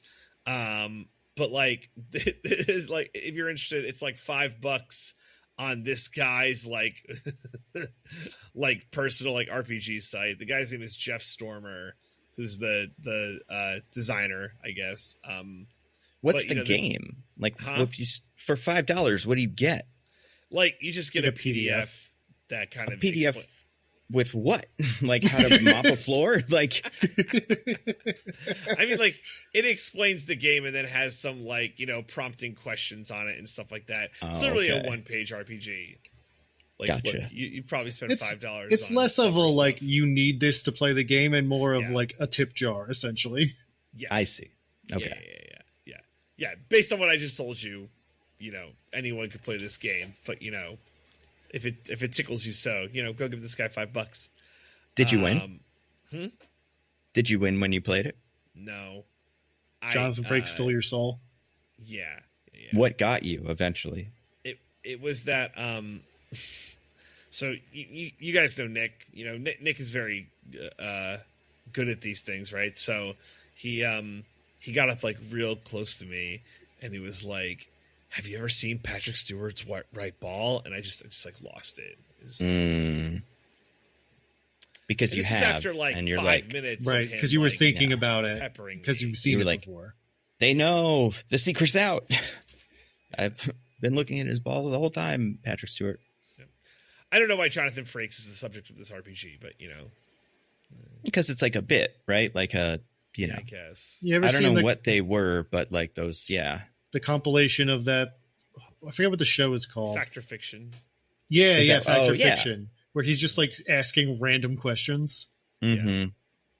So that, I imagine that's where that comes from. That seems like fun. I had a good time. So those are my recommendations. Diggins, how about you? I do. I also have two things, but they're not indie RPGs. They're movies that I saw. Oh, wow. Let's hear about them. The first is a movie called Is God Is? Oh, yeah. Is that any good? I really liked it, yeah. So this is by, I believe her name's Alicia Harris. It's spelled in a way that it might be pronounced differently than Alicia, but I think it is. This is her first movie. I believe she's mainly a playwright. But unlike many playwrights who make movies, I would say this does not feel very stagey. It feels very cinematic, which is nice. So the premise of this movie is it's about two like twin sisters who, because of an accident when they were young, have like burn marks on their body. Like, scarring from burns. Mm-hmm. They are contacted by their mother, who they thought was dead, who is dying and is like, has a final request. She wants them to find their father and kill him. Was he the reason they're all burnt? Yes. Oh, okay. Cool. So it just becomes this sort of like revenge thriller sort of thing from there as they go out to find him. While they're sort of like grapple with the idea of like, are they actually going to kill him? Mm-hmm. It's a very stylish movie. It has like a lot of like interesting like stylistic choices to it. And it's, I would say, fairly allegorical. It's not like full Beau is Afraid, where it's like there is a non-allegorical plot that is happening that you can follow, but it's definitely like high on allegory. What's the title's deal? So they basically, a running theme is they kind of like refer to their mother as God because she made them. Oh. Which is part of the whole allegory of it. Mm-hmm. I don't know why it's mirrored. I'll be honest with you. Okay. Well, there's like God is, right? Like that's like a thing, right? So then like, is God? I don't know. Yeah, I remember seeing promos for this and being like, that maybe is kind of interesting, but that title just really kind of loses me. I'm going to Google it. But you like the movie overall, fun? I think the movie overall is very good, yeah. I think, what's his name? Sterling K. Brown plays the dad, but you don't see him for a very long time, and it's just like, it's such a good performance. And like the main actresses are also very good. But I don't want to say too much more because it's sort of a very surprising little, maybe not surprising, but a strange little movie. And I don't want to like spoil some of it, but I really enjoyed it. And then speaking of strange little movies, I also saw I Love Boosters, the new Boots Riley movie, which He's the guy who made Sorry to Bother You. I will say, That's right. I don't think I like this as much as Sorry to Bother You, which is a movie I really like. Mm-hmm. Like, that was one of my favorites the year it came out. This is, like, good, but it's a little... It's very sophomore feature, which is the second movie a director makes has a tendency to, like, be very full of, like, every idea they've ever had because they don't know if they'll ever get another chance. And Sorry to Bother You is already kind of like that, and this one's even more kind of like that. But I think that it's such a unique kind of movie, just like the way he makes it, where it's almost like absurdist, pure like comedy at the same time as it's like social critique and everything else that's going on in it. So I think it's worth seeing just because you're not going to see something like this as a major release very often. And it is a really fun movie. There's a lot of great jokes in it. It's very funny. Keke Palmer, of course, always a good time. Don Cheadle in a truly baffling cameo. Or cameo guest spot, maybe. Is he playing his character Bash or whatever from those Ocean's 11 movies? That'd be pretty sick. Not quite. Is he playing a character? Is he playing something as a joke of that he's in those Iron Man movies and Terrence Howard isn't anymore? Is he playing Terrence Howard? That'd be funny. If he did like that Terrence Howard voice, talked about like conspiracies. But not quite. That's too bad. Yeah, so I really enjoyed that. Like I said, I think I like Sorry to Bother You more, so I wouldn't expect it to, if you are familiar with that movie and like it, I wouldn't expect it to blow you away. But if you liked that style, it's more of that, and I think still fairly well executed. You will not believe Lakeith Stanfield's role in this movie. Yeah, I hear he's pretty weird. And like his whole deal is pretty strange. Yeah. No, I've been told that when everything really kicks off, like everything kicks off when he starts doing stuff or something like that, like kind of shifts gears. I don't know. I don't want people to tell me stuff about this movie, but I actually think I'm at a point where if someone's like, this is what it is, I'd be like, oh, okay, I get it. Because I've had enough people kind of half explain it to me, and I'm like, but I don't want you to do it right now. But anyway, yeah, that's cool. I feel like there's like, there is like very late in the game, like 2/3 in, there's like a joke that's very central to the premise. And, like, if that works for you, then I think you're going to have a great time with the ending. And if it doesn't, then you're going to be confused. Interesting. Well, but anyway, cool. Yeah. I liked it. I think it's worth seeing. Those are my recs for this week. What about you, Nando? I also have 2 things to rec. And then a third thing. So, actually 3 things. Oh. But we're going to do the first 2 as one thing because I watched them on the same 2 days, I guess. Han and I had some time to kill, so we were going to watch a movie. And we were going through kind of some of the movies that we haven't watched in a while. And we landed on 2. We watched one the first night, one the second night this weekend. The one we watched first was the one that I was like, I do really want to see that. And that was They Will Kill You. I think that movie is cool, but I think it loses steam pretty quickly. Or like, I think the beginning of that movie is really fun, and the more time you spend with it, I think a lot of the action scenes are good, but I don't think it ever hits that height that it is at after that first big fight. That being said, fun. I haven't seen the other one. I didn't watch Ready or Not 2, so I can't say if I think it's better or worse than that. But good enough, You saw it too, right, Diggins? Yeah, I did. It's not as good as 1, but it's fun. Oh, I mean, you saw this one. This They Will Kill You. Oh, no, I haven't actually. Oh, okay. So I've heard this one is more Tarantino-y. It's got a lot of that going on. One thing I can't decide is like, I know, like you could convince me that some of the main, like secondary main characters, the ones that you see a lot of, aren't great actors, or like aren't known for this kind of thing, right? Patricia Arquette doesn't usually do an accent. So a lot of her voice sounds weird and her character sounds weird. I know Zazie Beetz can act.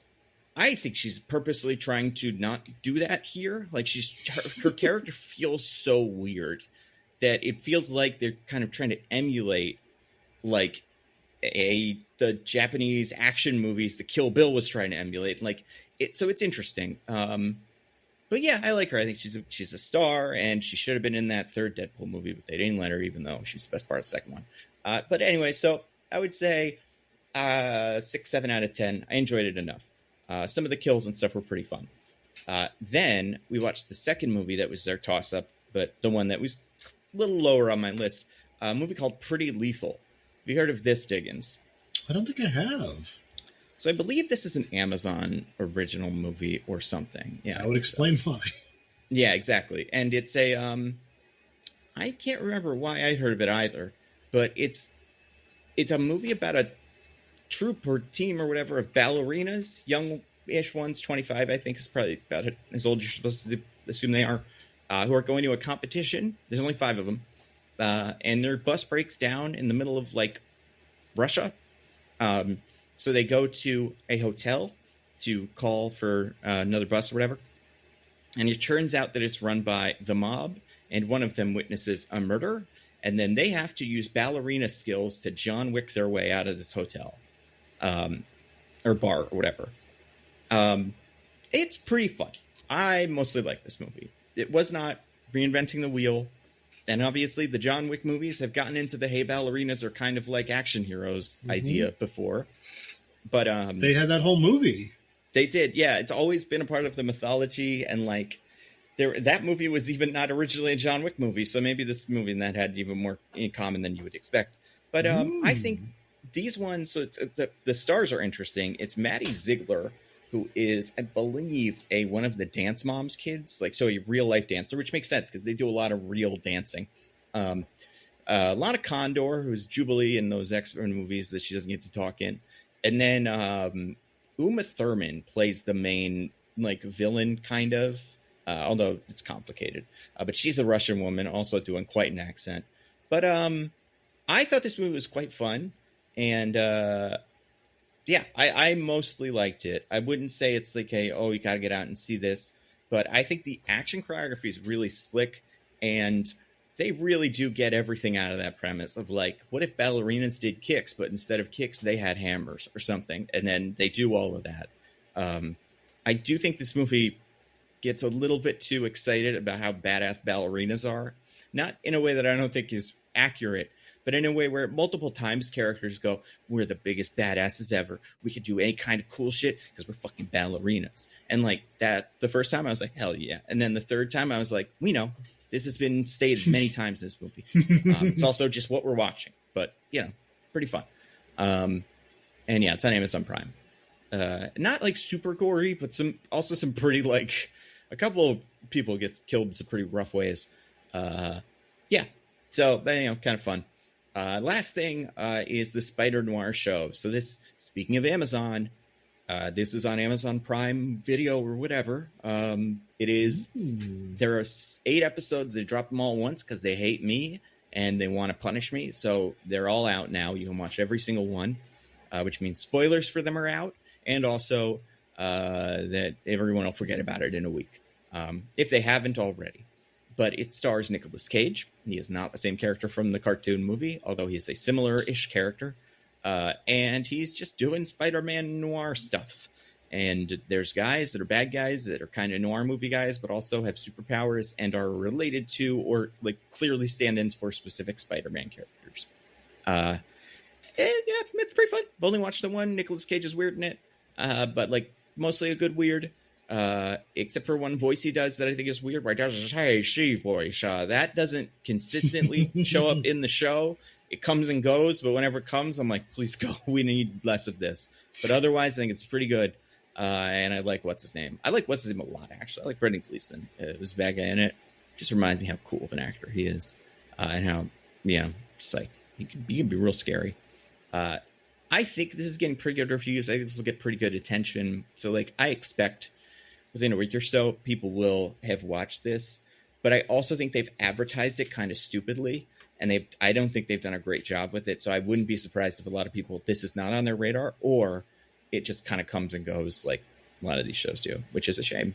But, you know, pretty fun, 40-minute long episodes, and there's only 8 of them. So definitely worth a look if you like Spider-Man, or if you like Nicolas Cage. If you don't like Spider-Man or you don't like Nicolas Cage, this is not for you. It won't win you over. But I do like both those things. Then you're going to love it, unless you love them so much that you hate them, in the same way that, you know, fans of a thing end up being the people that hate the thing the most. Like, well, we have just been talking about Star Wars, so exactly, yeah. And yeah, so those are the things. I feel like there was something else that I watched or played, but I can't remember what it is. I feel like I've been watching a lot of stuff, like Widow's Bay, obviously still great. Love that show. I'm guilting people. Everybody pretty much has watched it now. They're supposed to watch it, from people I've been yelling at. Oh, and then X-Men 97 trailer comes out. That's fun. I don't know. We'll see. There'll be stuff next week, I'm sure. And speaking of that, what are we doing next week, you guys? We're doing the old He-Man Masters of the Universe movie, right? Wow. I can't wait. That's the one with what's his name? Dolph Lundgren, right? Yeah, Dolph Lundgren. Yes, I forgot. Yeah, it is starring him. He is He-Man, and then the other one is Frank Langella, or whatever his name is. Oh, man, that's going to be fun. He plays Skeletor, and I've heard that he liked it. Like, this isn't one of those, like, oh, that was the worst. I think he, like, at least had kind of a good time with it. But yeah, I've never watched it. I do know that all the costumes really hurt everybody, so there's that. But yeah, that'll be next week. And then, yeah, do you guys want to get to plugs? Okay. Roses and Rejections, continuing RuPaul's Drag Race All-Stars. Great. Diggins, what about you? Oh, nope. Sorry, more? Nope, that's it. I was going to do the same thing. Nice. Diggins, what about you? No, what about you, Nando? Videos about the Spider-Noir show and other stuff, whatever it is, who knows? I'll figure it out then. Who knows when this goes out? So that'll also answer that question. Until next week, I've been at Nando Movies on Twitter. I'm at Zippy by Day on all the things.